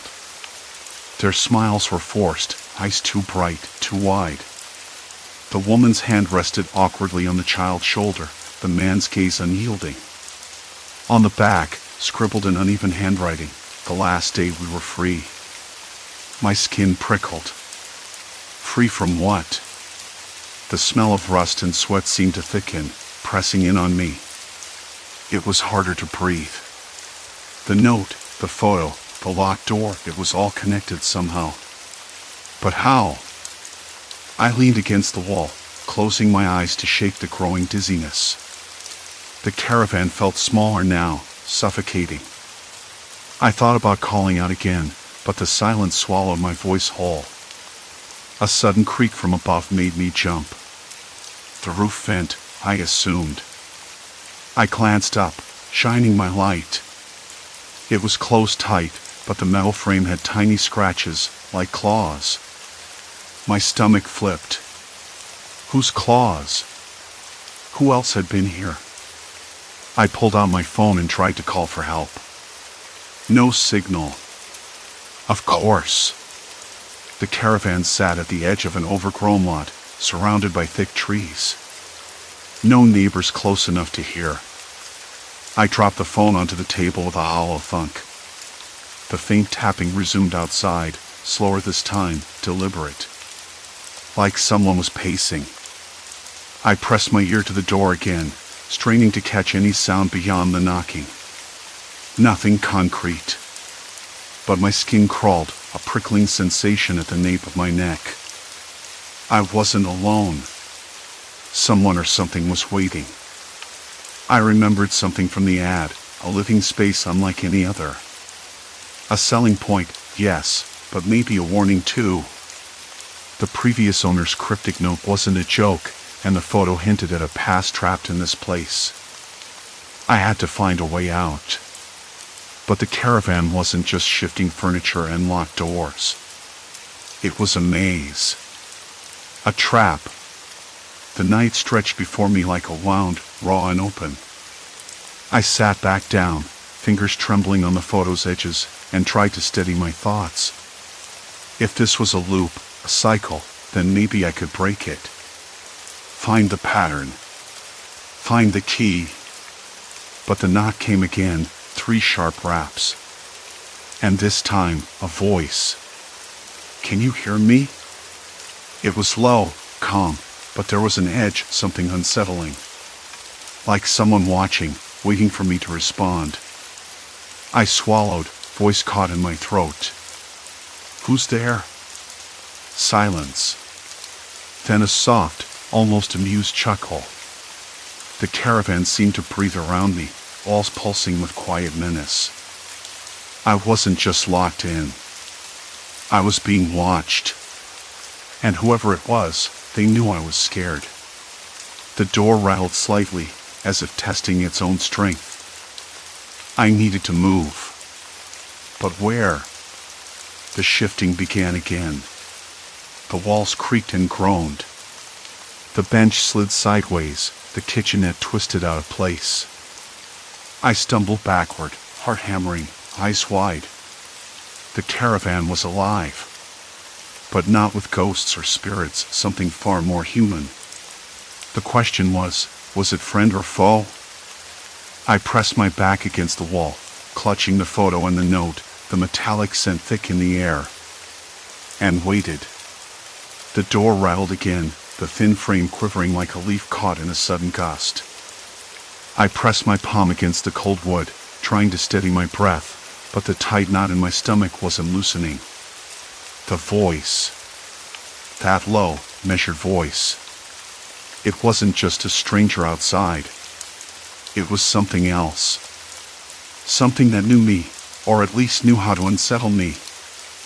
I swallowed hard, forcing myself to answer, voice cracking on the edge. "Who are you?" No reply. Just silence, except for the faint creak of the caravan settling, or maybe shifting. The walls around me seemed to pulse with a slow, deliberate rhythm, as if the whole place had a heartbeat. My fingers trembled on the photo I'd found, the one of the previous owner, standing stiffly by the caravan, eyes too sharp to be friendly. How long had I been here? Days? Hours? The distinction had blurred somewhere along the way, and now time felt like a slippery fish, impossible to grasp. I stood up, photo clutched tight, and moved toward the window. Outside, the night was thick and still, the sky a black canvas splattered with distant stars. No sign of anyone. No footsteps. No lights. I leaned in closer, breath fogging the glass. A faint smell of damp earth came through the cracks, mingled with the stale scent of the caravan's upholstery. The veneer of normalcy felt thin, like a cracked mask barely holding together. Then the voice came again, this time from inside. Not from the door, but closer, somewhere within the walls themselves. "You shouldn't have bought this place." I spun around, heart hammering. The walls were empty, save for the peeling wallpaper and the faded curtains fluttering faintly in the draft. I didn't see anyone. Couldn't. But the voice was there, clear and calm.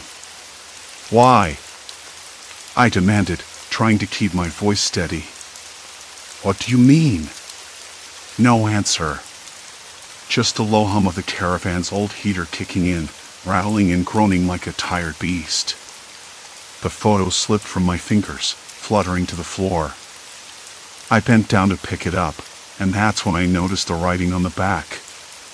It was a scrawl, hurried and uneven. "If you see this, it's already too late. The caravan isn't just a home. It's a cage. And the cage has a mind." My hand shook as I read the words. The writing was unmistakably the previous owner's. I knew it because, beneath the note, I recognized the faint outline of a fingerprint smeared into the paper, a desperate signature marking the end of something. I sat back down heavily, the photo pressed to my chest. The idea of a cage. A cage with a mind. It sounded absurd. Impossible.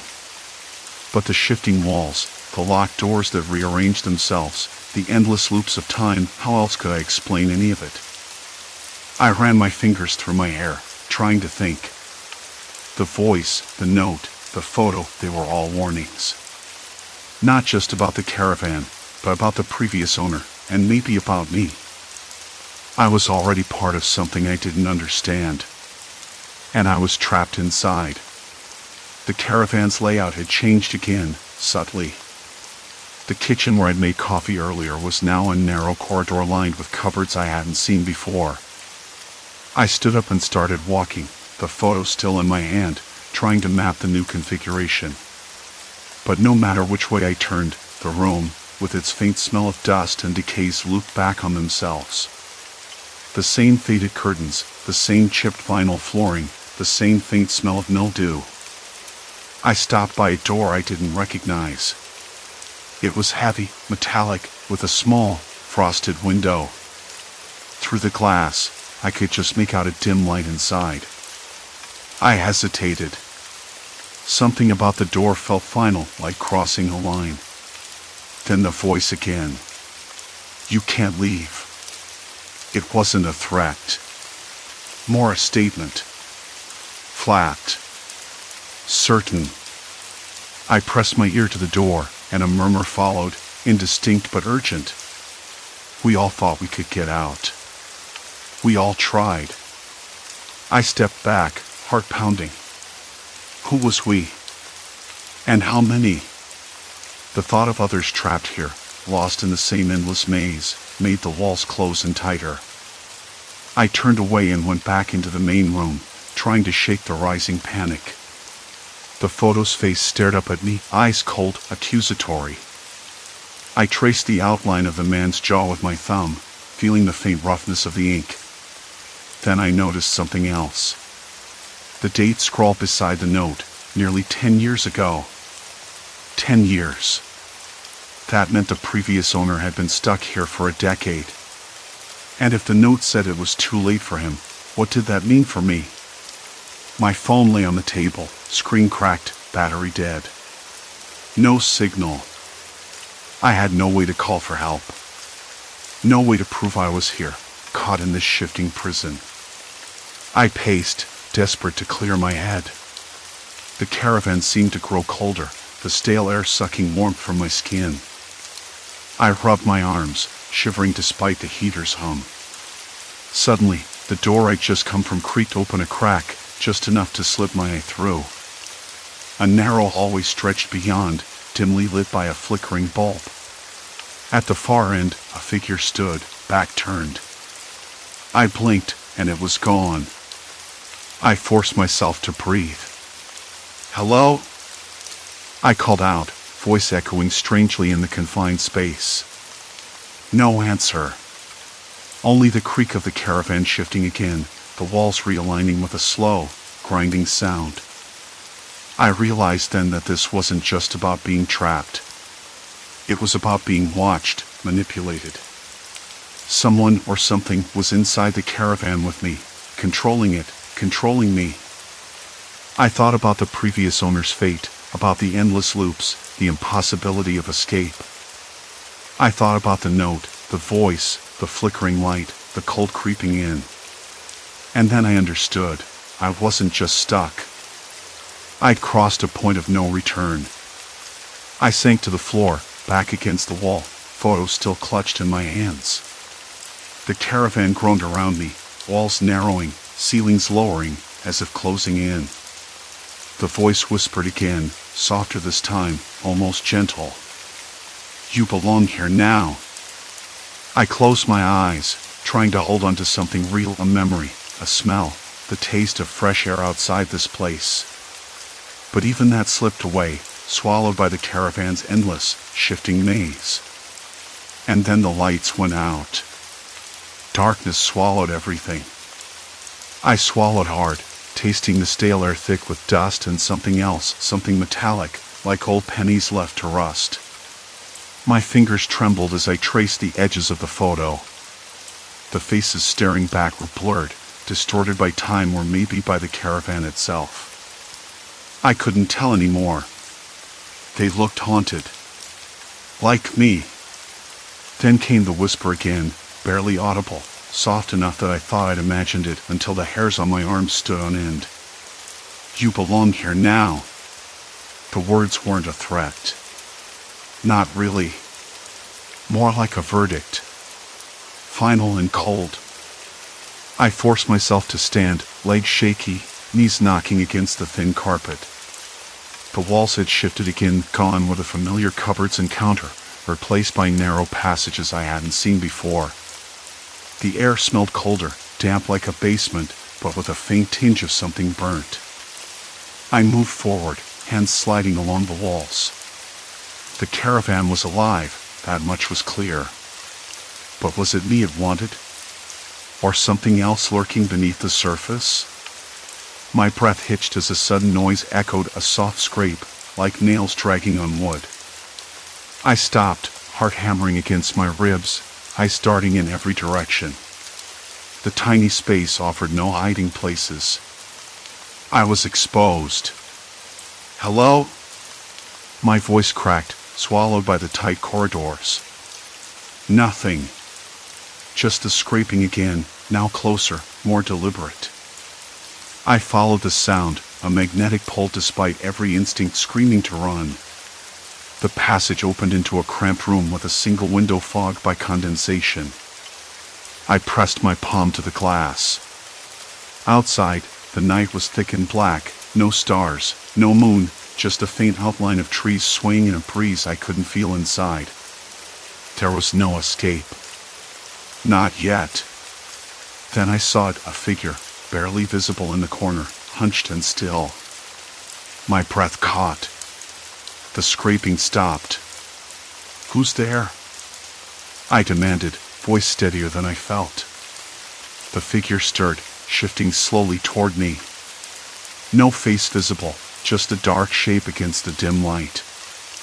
My pulse thundered in my ears, every nerve stretched tight. "Why are you doing this?" I tried again, desperation creeping in. The figure paused, then spoke. Voice low, almost a rasp. "You don't understand. This place. It's not what you think." I wanted to laugh, bitter and sharp. "Not what I think. It's a trap. A prison." The figure's head tilted, considering. "It's a memory.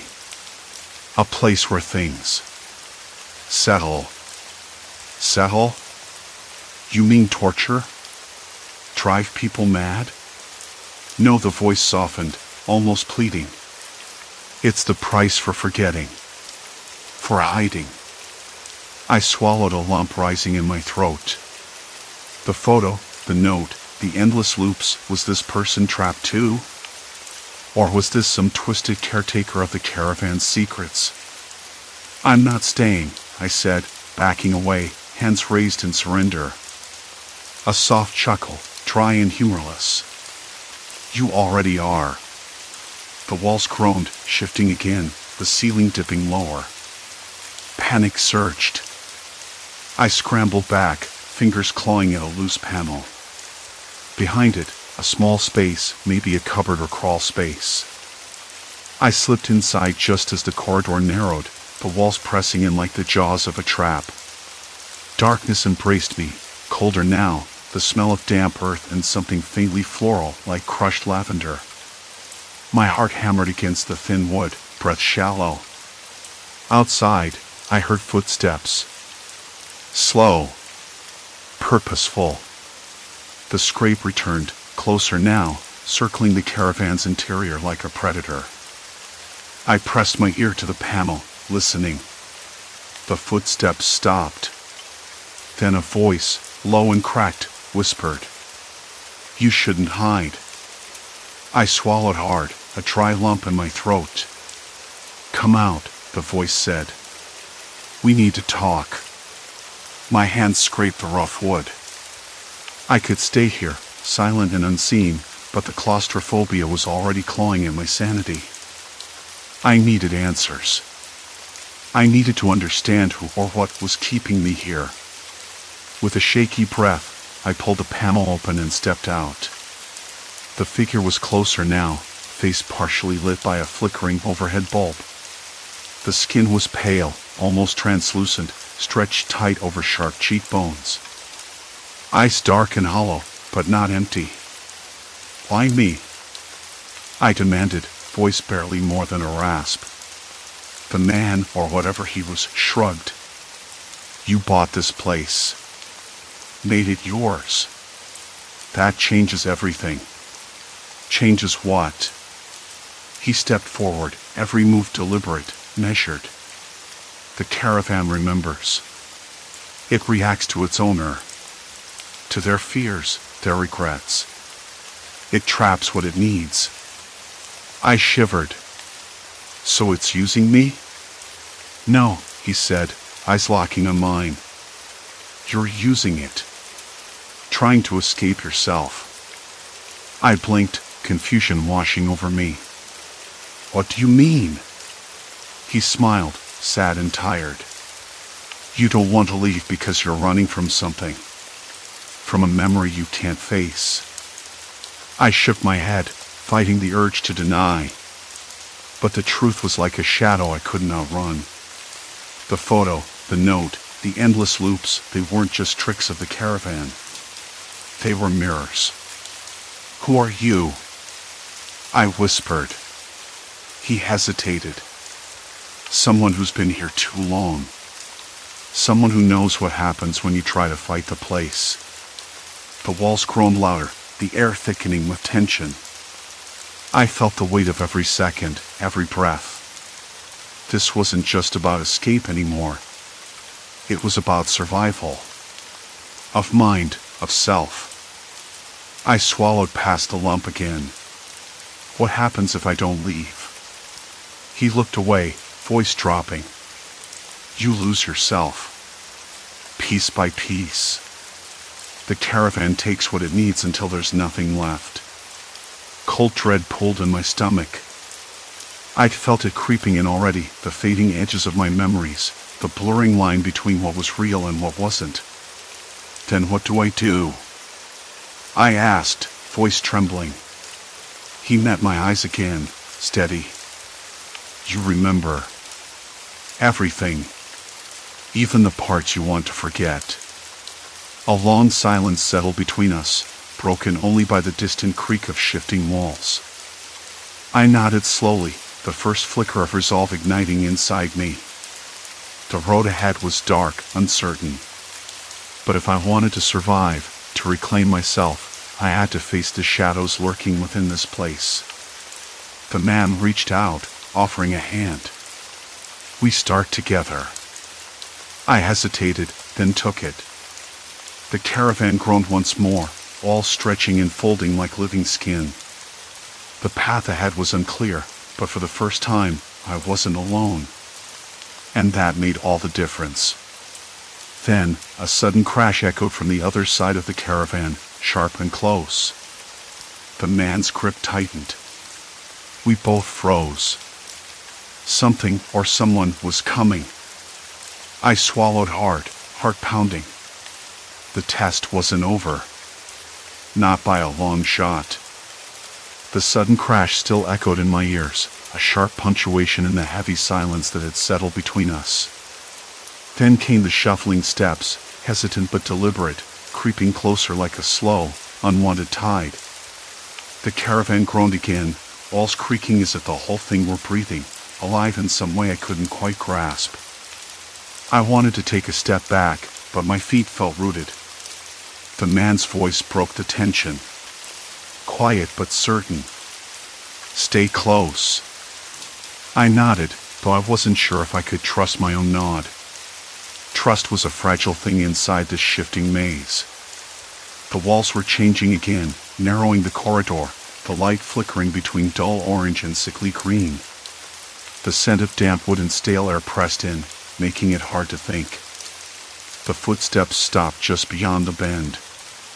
A figure appeared, thin, hunched, face half hidden by shadow and a hood that smelled faintly of tobacco and sweat. I didn't recognize him. Didn't want to. My skin prickled, a slow crawl of unease. "You shouldn't be here," the man said, voice low but firm. The stranger's eyes flicked toward me, sharp like broken glass. "She belongs to the caravan now," he said. "No one leaves." My breath caught. The words struck a chord deep in my chest. Fear, yes, but something else. Resignation. Like I was a piece of furniture, fixed and immovable, another layer in this strange, living puzzle.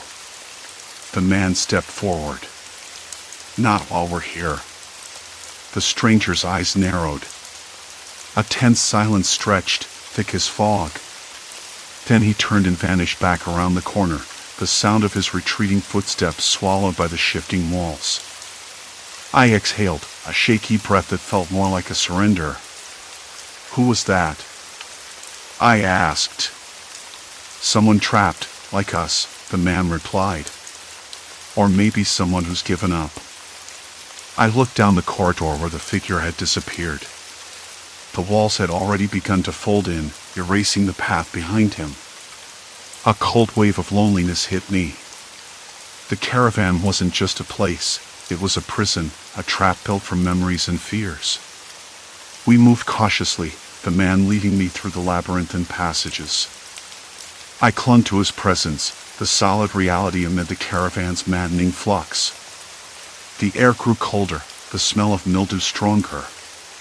At one point, I brushed my hand against a wall, feeling the rough texture of old wallpaper peeling away, revealing faded stains and faint, scrawled words. "Remember what I said," he murmured as we walked. "You have to face the memories, not run from them." I wanted to argue, to say it wasn't that simple.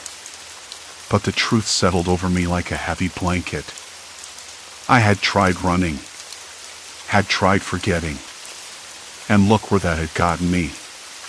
We stopped in what looked like the caravan's old kitchen, or what it had been before the place started shifting. The stove was cold, the sink stained with rust. A cracked window gave a weak view of the night outside, dark, still, indifferent. The man turned to me.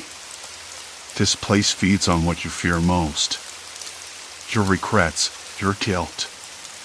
You have to name them." I looked away, the words catching in my throat. The memories surged forward, the arguments I'd buried, the chances I'd missed, the people I'd let down. Faces blurred, voices overlapping. It was suffocating. But I forced myself to look back, to say the words aloud. "I'm afraid I'll lose myself," I whispered. "That I'll forget who I am." He nodded slowly. "That's the fear the caravan preys on.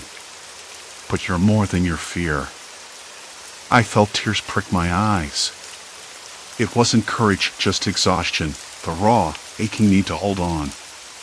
We sat there in silence for a long time. The caravan creaked, shifted, but the walls stayed still. For a moment, I allowed myself to believe we might actually get out. Then came a sound, a soft tapping at the window. I jerked my head toward it, heart leaping. Outside, the night was empty. No one there. Just the wind moving through dry leaves. The man caught my eye. "It's not over," he said quietly. "But you've started something. You've taken the first step." I nodded, though my hands trembled. The path ahead was still uncertain, still terrifying. But I wasn't alone. And somehow, that made all the difference. The night stretched on, slow and unyielding. I lay awake on the narrow bed, the thin mattress pressing against my back, the cold seeping through the walls. The caravan was silent now, but I could still hear the echoes, the faint creaks, the whispers of shifting wood, the distant murmur of memories. Sleep came finally, hesitant and broken. In my dreams, the walls folded and unfolded like paper, the past and present entwined in a restless dance. But this time, I was watching, not caught. When morning arrived, thin and pale, I felt different. Not whole, not healed, but changed. The fear was still there, a shadow at the edge of my vision, but so was something else, a flicker of hope, fragile and stubborn. I opened the caravan door and stepped outside. The air was sharp, filled with the scent of earth and morning dew. The world beyond the caravan was real, unforgiving, yes, but real. I didn't know what lay ahead. The caravan's grip might loosen, or it might tighten again. But I had remembered. I had faced the shadows. And that was enough, for now. The man joined me on the step, hands in his pockets, eyes scanning the horizon. "Where to now?" I asked. He shrugged. "Anywhere but here." We walked away from the caravan together, leaving behind the shifting walls and the echoes of a past that almost swallowed me whole. The road was uncertain. The future unknown. But for the first time in a long while, I felt the steady beat of my own footsteps beneath me. I was still here, still moving forward. And that made all the difference. Story 6, Displaced Awakening, Trapped Between Realities. I woke up in a stranger's bed. The last thing I remembered was falling asleep in my own bed, my phone still buzzing with unread messages. I rubbed my eyes and sat up, the mattress creaking beneath me. Everything felt slightly off, like a dream slipping away fast. The air was stale, and I could taste the faint bitterness of dust. I ran my fingers over the rough plaster of the wall next to the bed. It was uneven, cracked in places. I swung my legs over the side and stood up, bare feet cold against the thin carpet.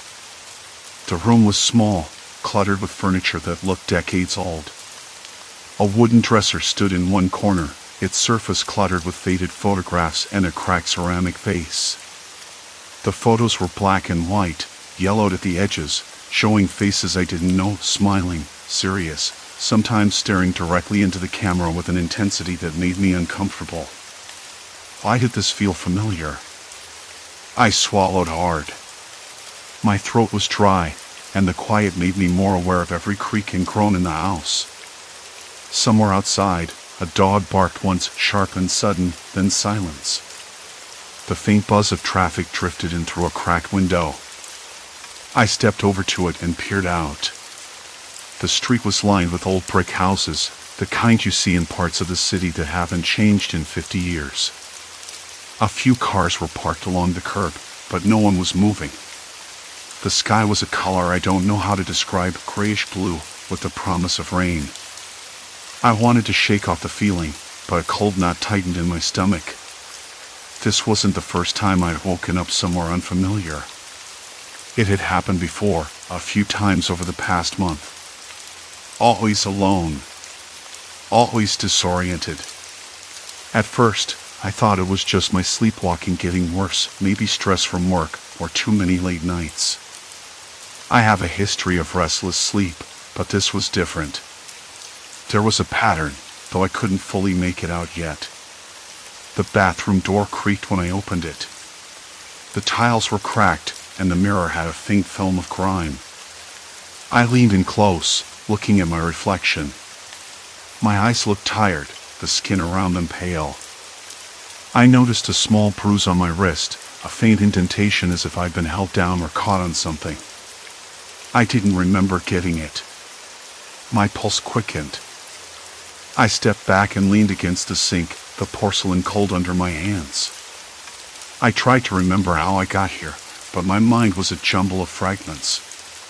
No flashing memories, no clues. Just a nagging certainty that this wasn't random. My phone was missing. I checked the pockets of my jeans and the jacket I always leave draped over my chair at home. Nothing. That was when the quiet pressed in on me harder. The silence felt deliberate, as if the house itself was waiting, watching. I went back into the bedroom and noticed a folded piece of paper on the nightstand. I picked it up with trembling hands. The handwriting was neat, but unfamiliar. You're not lost. Just misplaced. Remember. I blinked. What did that mean? Some kind of sick joke? My fingers traced the letters, but the words blurred. I stuck the note in my pocket, my mind racing. I wanted to call someone, anyone, but without my phone, I was cut off. The old house felt too quiet, almost too still, like it was breathing in sync with me. I decided to explore. Maybe I could find a neighbor or something. I slipped on my shoes, the soles worn thin, and crept down the narrow hallway. The floorboards moaned underfoot. Doors lined the corridor, some were closed, others slightly ajar.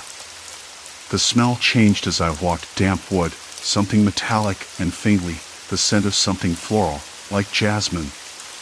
In the living room, I found a television set, an old boxy thing with a thick layer of dust. A calendar hung crooked on the wall, stuck on September 1983. I frowned. That couldn't be right. The furniture was from that era too, shabby, with faded upholstery and a faint musty smell. The air felt heavy, like the room hadn't been aired out in years. I heard a noise, then a soft shuffle from the kitchen. My breath caught. I wasn't alone. I froze, listening. The sound stopped as soon as it started. Maybe just the house settling. Or a rat. I told myself not to be ridiculous, but my hands trembled anyway. I backed toward the front door, hoping to get outside. It was locked. Stuck. I tugged at the handle, then checked the windows. They were all closed tight. I pressed my face against the glass and looked out again. Nobody on the street. No sign of life. The neighborhood was silent, as if the world had paused. I wanted to scream, but the sound that seemed to vibrate in my bones stuck in my throat. My chest tightened. How had I ended up here? What did the note mean? And why did this house feel like a trap? I sat down on the sagging couch, the fabric rough against my skin. I closed my eyes and tried to steady my breathing. I told myself I just needed to stay calm, think clearly. Maybe if I waited long enough, someone would come home. Or I'd wake up again somewhere else, somewhere safe. But deep down, a cold voice whispered that this time was different. This time, I wasn't just sleepwalking. I was somewhere I wasn't supposed to be. And something about this place felt like a warning. I dug my nails into my palm, tasting the metallic tang of blood. The room seemed darker now, even though the morning light was creeping in through the curtains. Shadows pulled in the corners, and I could hear my own breathing, loud and uneven. Then I remembered the news. The missing people. The ones who vanished without a trace in this city. I had skimmed the articles, thought about them briefly, but never connected them to me. Not until now.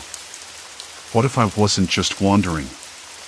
What if I was slipping into their lives, trapped in homes like this, lost between something no one else could see? I shook my head, trying to dispel the thought. It sounded crazy. Impossible. But I couldn't ignore the feeling that I'd just stepped into one of those stories. The ones that didn't end well. A knock came at the front door. Sharp. Insistent. My heart jumped. I pressed myself against the wall, breath shallow. The knock came again, slower this time. Someone was out there. I swallowed hard, wondering if I should answer. If I had a choice at all. The knock came again. When I finally peeled myself off the wall, the room felt smaller, tighter, like the air had been sucked out and replaced with something colder, more deliberate. The metallic tang of blood lingered, stubborn and sharp beneath the stale scent of old wood and fabric softener. I rubbed my arms, goosebumps prickling under my skin despite the warmth. I needed to get out of there. Not just the house, the whole city. But that wasn't an option. Not yet. Back at my apartment, the pale light of dawn smeared across the peeling wallpaper and the cluttered desk where my laptop waited. I booted it up, fingers trembling as the screen flickered to life. The news tabs I'd left open the night before blinked back at me, headlines about the missing people, disappearances stretching back months, maybe years. I skimmed through the articles again, this time slower, more deliberate. Each story was eerily similar. Young adults, no known enemies, no signs of struggle. Just gone. Vanished without a trace. The city's police seemed baffled, offering little beyond vague reassurances and standard missing person protocols. Nothing concrete. No leads. No suspects. But I wasn't convinced. Not anymore. I started compiling names, addresses, anything I could find. A map of absences, empty spaces where people once lived. Something pulled at me, the feeling that these weren't random losses but part of a pattern. A web spun tight and unseen. Mid-morning, I met with Sarah at the coffee shop on 8th and Maple, her favorite place, where the bitter smell of burnt espresso and cinnamon mingled with the low murmur of early conversations. She looked up from her phone, eyebrows knitting together when I slid the notebook across the table. "Are you serious?" she said, voice low, eyes darting around like the walls might be listening. You really think this isn't just coincidence? I shrugged, trying to appear confident. I don't know what I think, but I know it's not random. I keep waking up in those houses. I'm in their homes, and they're gone. She chewed her lip, then tapped her fingers against the chipped ceramic mug. So what? You're saying you're sleepwalking into missing people's lives? That's a stretch, even for you. I wanted to argue, to defend the logic that felt so painfully clear in my gut. Instead, I said, it sounds insane. I know. But what if there's more to it? What if I'm the only one who can see this? Her stare softened. Have you thought about getting help? Like a doctor? A therapist? No, I said quickly. Not yet. I need more proof. Something concrete. Sarah sighed, the sound barely masking the worry in her eyes. Okay. But don't disappear on me, all right? You need people around you. I nodded, though the knot in my stomach tightened. I wasn't sure I could trust anyone. Not with this.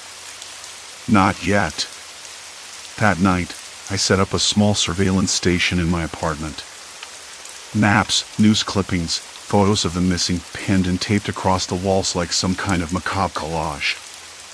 I cross-referenced addresses with my own sleepwalking episodes, trying to find a pattern in the chaos. An address caught my eye. A small, faded brick townhouse on the east side, where I'd woken up 2 nights ago. The name on the mailbox matched one of the missing. Laura Jennings. A schoolteacher, early 30s, vanished 6 months ago.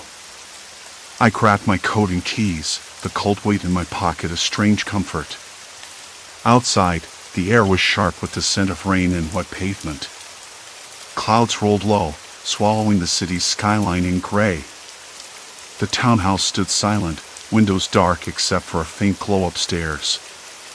I circled the block, heart hammering, ears straining for any sign of life. The door was unlocked.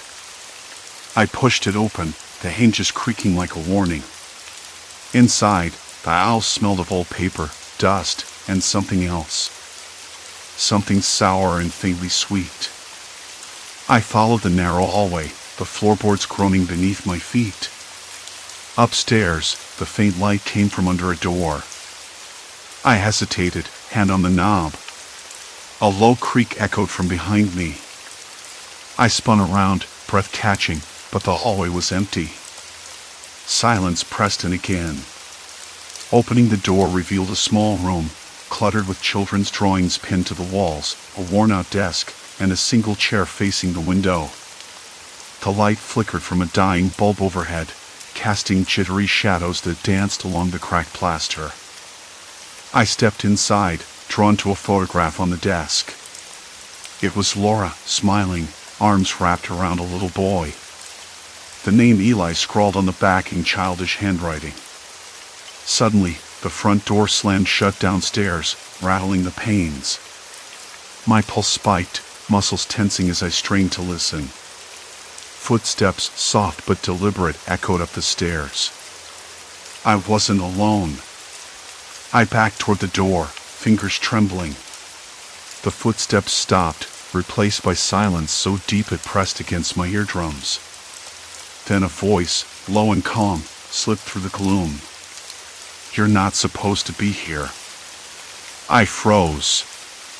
The words were quiet but sharp, slicing through the stillness like an item. Who's there? My voice came out stronger than I expected.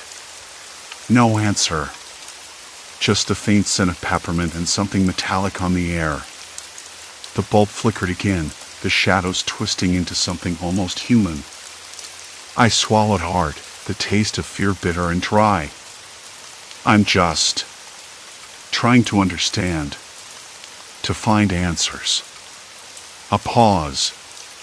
Then another voice, closer this time, almost whispering in my ear. Some doors should stay closed. I slammed the door shut, stumbling backward into the hallway. The house seemed to close in around me, walls pulsing with the weight of unspoken secrets. Outside, the rain began to fall in heavy sheets, drumming against the roof like a warning. I ran. Back in my apartment, soaked and shaking, I typed furiously into my laptop. The name Eli kept circling in my mind, a thread tangled deep in the story I was unraveling. Who was he? And how did Laura's disappearance connect to the others? I couldn't stop now. Not when the city was full of empty houses and empty beds. Not when I was waking up in the shadows of strangers' lives, caught between the past and a future I couldn't reach. There was something else, too. Something watching. Waiting. And I was running out of time. Outside, the storm raged on, and the city held its breath. Remembering the previous events, the rain hadn't let up by dawn. I ran my hands through my damp hair, the chill sinking into my skin. The room smelled of stale coffee and something faintly metallic like old pennies or blood, but not quite. I shook the thought away. I wasn't ready for hallucinations, not yet. The laptop glowed softly on the desk, the cursor blinking impatiently on an open tab, a forum thread about disappearances in the city, stretching back years. Each case had a pattern, subtle but undeniable. People vanished from locked homes. No signs of forced entry. Nothing stolen. Just gone. And then, sometimes, I'd wake up inside one of those homes, like I'd slipped into someone else's skin. I knew I was close to something. Something dangerous. The knock came sudden and sharp, 3 quick raps that echoed through the quiet apartment. My breath hitched. I wasn't expecting anyone. Not at this hour. Not after last night. Who is it? I called, voice rough. No answer. I edged toward the door, every nerve prickling. Peered through the peephole. Nothing but the hallway, slick with rain, empty. I opened it a crack. An envelope slipped inside, then a second knock, softer this time, almost apologetic. I closed the door and tore the envelope open. Inside was a single photograph, glossy and crisp. A woman I didn't recognize, standing in a sunlit kitchen, smiling too brightly. On the back, a scrawled note, "You're already part of this." No turning back. My throat tightened. The words felt like ice crawling down my spine. I shoved the photo onto the table and sat down hard, fingers trembling. What was this? How deep did I already fall without realizing? I spilled my thoughts onto the keyboard, fingers flying over the keys. I needed to find Eli. To find Laura. To understand what linked them and me. Hours later, I sat bleary-eyed in a cramped cafe, the bitter taste of black coffee grounding me. The rain had slowed, but the sky remained heavy and low. I scrolled through city records, cross-referencing addresses, dates, names. Patterns emerged. All the missing people lived in this same neighborhood. All had their last known location within a few blocks of one another. And all had one thing in common, a small, unassuming community center at the heart of it. I pushed my chair back and stood, the room tilting slightly. I wasn't sure if it was exhaustion or something else, an invisible weight pressing in. I had to see the center for myself. The building was a squat brick thing, its windows clouded with grime and age. I hesitated before pushing open the heavy door. Inside, the air was stale, thick with dust and forgotten laughter. Faded flyers for classes and support groups plastered the walls, yellowed and curling at the edges. No one was around. I wandered through the rooms, the silence pressing in like a held breath. In a back office, I found a ledger, handwritten names and dates, some crossed out, some circled. I traced my finger over the entries, heart hammering, Laura M. was listed, along with Eli's name just below hers. Next to each name was a series of numbers I didn't recognize, coordinates, codes, something else. A sudden noise startled me, a floorboard creaking behind the wall. I froze, listening. Footsteps, soft but deliberate, moving closer then fading away. I wasn't alone. Before panic could take hold, I slid the ledger into my bag and slipped out a side door into the alley. The rain had stopped entirely, leaving the air damp and heavy with the scent of wet concrete and moss. Back on the street, I pulled out the photo again. The woman's smile seemed different now, less welcoming, more like a challenge. I needed answers fast, and I was running out of time. That night, I didn't sleep. Instead, I sat at my window, watching the city breathe and pulse beneath the streetlights. The feeling of being watched returned, heavier than before, like the walls themselves were listening, waiting. My phone buzzed. A message from an unknown number: "You can't leave." Not anymore. I stared at the screen, the words sinking into my skin. The realization hit me then, cold and absolute. This wasn't random. None of it was. I wasn't just sleepwalking through lives, I was trapped in something much larger. Something calculated. I tried to stand, but my legs wobbled. The room spun, walls closing in with quiet menace. No more running. No more hiding. I was part of this now, whether I liked it or not. And whatever this was, it wouldn't let me go. A soft click echoed behind me. I turned slowly, heart hammering against my ribs. The door, once sealed tight, creaked open just a crack, revealing a sliver of dim light. Shadows flickered, and a figure stepped through, face obscured beneath a hood. "You understand the stakes now," the voice was low, almost gentle, but threaded with an icy edge. "Leaving isn't an option because the moment you do, everything you've uncovered, everything you might expose, disappears with you. Permanently." My mind scrambled to grasp the implications. They weren't just keeping me here, they were controlling reality itself, rewriting the paths I could take, erasing the possibilities I dared to imagine. This was a cage built with coated bricks and unseen bars, and I was its newest inmate. "I don't want to be part of this," I whispered. The figure's shadow seemed to smile. "But you already are," came the answer. "Now, the question is, what will you do with it?" The door didn't close behind the figure. "You understand the stakes now," the voice repeated, soft but sharp enough to cut through the silence. The figure didn't step forward, but I could feel their eyes on me, steady and cold beneath that hood.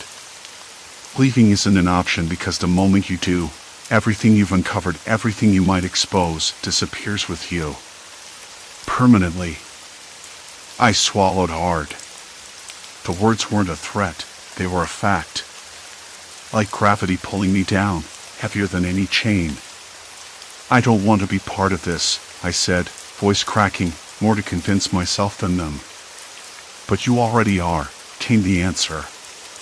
The shadow beneath the hood twisted, like a smile I couldn't see but could feel crawling along my spine. "Now, the question is, what will you do with it?" I wanted to ask what it was, what I'd uncovered, but the words stuck in my throat. What could I do? I was trapped in their story, a ghost in someone else's home, a prisoner of a nightmare that played itself out night after night. The figure took a step back, the door sliding closed with another soft click. Darkness swallowed the room again. I sat frozen, the silence pressing in so tight I could hear my own heartbeat thrumming in my ears. A minute passed.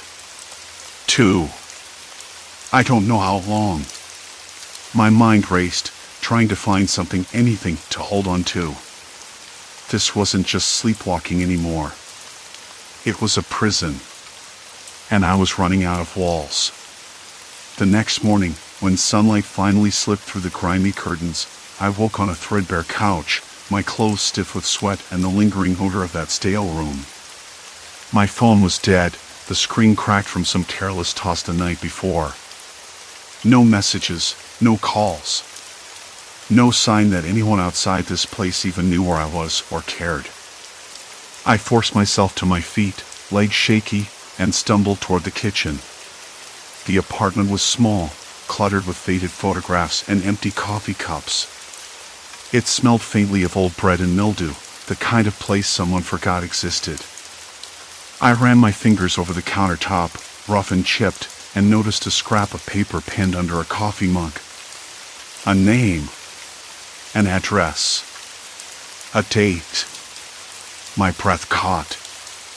It was one of the missing people I'd been tracking, the ones whose disappearances had started all this mess.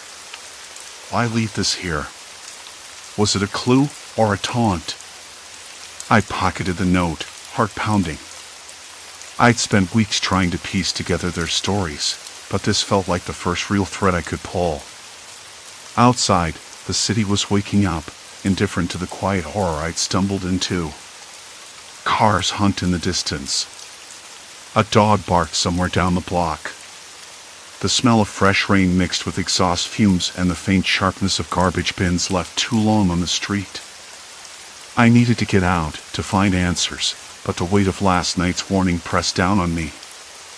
Leaving isn't an option. But I had to try. I told myself that over and over as I stepped out into the cold morning air. The street was nearly empty, the kind of early hour that made the city feel abandoned and hostile. I kept glancing over my shoulder, expecting that hooded figure to emerge from the shadows. There was no one. No sign of him. No sign of anyone watching. Yet the feeling lingered, like something invisible tightening around my throat. I followed the address on the note. It led me to a neighborhood I vaguely recognized, the kind of block where every house looked the same but none felt like home. The sun glinted off broken windows and peeling paint. The air smelled of wet earth and something faintly metallic, like rusted pipes buried beneath the ground. I stood in front of the door listed on the note, fingers curling into the chipped wood, the rough texture grounding me. I hesitated. The door was unlocked, hanging slightly ajar. Inside, the silence was suffocating. Dust motes floated in the shafts of light cutting through grimy windows. The floorboards creaked beneath my weight. I moved slowly, every sound amplified in the stillness. In the living room, a television sat on a sagging stand, frozen on a static-filled screen. The air smelled of mold and something else, something I couldn't place. Then I saw it. A small, framed photograph on the mantel, its glass cracked. The face staring back at me was familiar. It was the same person named on the note. Smiling, alive. A chill slid down my spine. I didn't want to believe what my mind was telling me, but the pieces were falling into place with a cold, relentless logic. These homes weren't random. They were scenes, frozen moments of people who'd vanished. Trapped memories. And I was the only one walking through them. I turned to leave, but the door slammed shut behind me, the sound sharp and final. I spun around, heart hammering, hands reaching out for something to steady myself. The air grew heavy, the temperature dropping like a sudden winter chill. Then a voice. Not the hooded figures this time. Softer. Closer. Why do you keep coming back? I couldn't see anyone, but the words sank into my skin. Because I have to, I whispered. Because someone has to. The room seemed to breathe around me, the silence folding into itself. I wanted to scream, to run, but my feet were rooted. This wasn't just about the missing anymore. It was about survival. And the line between past and present, real and imagined, was blurring faster than I could hold on to. Suddenly, somewhere behind the walls, I heard footsteps. Slow. Deliberate. Approaching. I pressed my back against the door, searching for an escape, but the windows were barred, the locks rusted shut. The footsteps stopped just outside the living room, lingering, waiting. A shadow crossed beneath the frosted glass. I forced myself to breathe, to think. I had to face whatever this was. There was no running anymore. The door handle turned. The door creaked open, slow and deliberate like a breath drawn after a long silence. I blinked. My throat tightened. "Who are you?" I asked, voice hoarse and uncertain. The words felt foreign, like they belonged to someone else. She hesitated. "Then, I'm sorry. You shouldn't be here." Her voice was low but steady, no trace of anger or fear. "Just warning. They don't like visitors." A shiver ran down my spine. Who? Who doesn't? Her eyes flicked to the end of the hall, where a faint hum buzzed like an old refrigerator left running, then back to me. People who disappeared. People trapped. She took a step closer, hesitant, as if afraid she might shatter the fragile space between us. "You're caught in the same loop. It's not random." It hit me then, the truth I'd been clawing toward in the dark. It wasn't just sleepwalking. I wasn't just lost. I was trapped in a web spun by people who'd vanished, their lives folded over mine like a cruel shadow. "Why me?" I whispered. "Why does it keep pulling me back?" She shrugged, a small, sad smile. "Because you want to help. You're the one who remembers." I swallowed hard, the metallic taste of fear thick on my tongue. I wanted to ask what that meant, but the moment broke. His footsteps echoed again, not slow this time, but hurried, desperate. The woman's face went tense, and she grabbed my arm with a grip that was firm but trembling. "We don't have much time." She pulled me toward the end of the hall, where a narrow staircase spiraled downward into darkness. "If they find you here, you won't get out." I followed, heart thudding so loud I was sure it would give me away.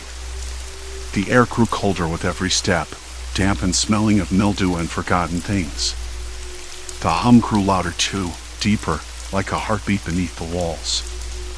At the bottom of the stairs was a door, old and splintered, but unlocked.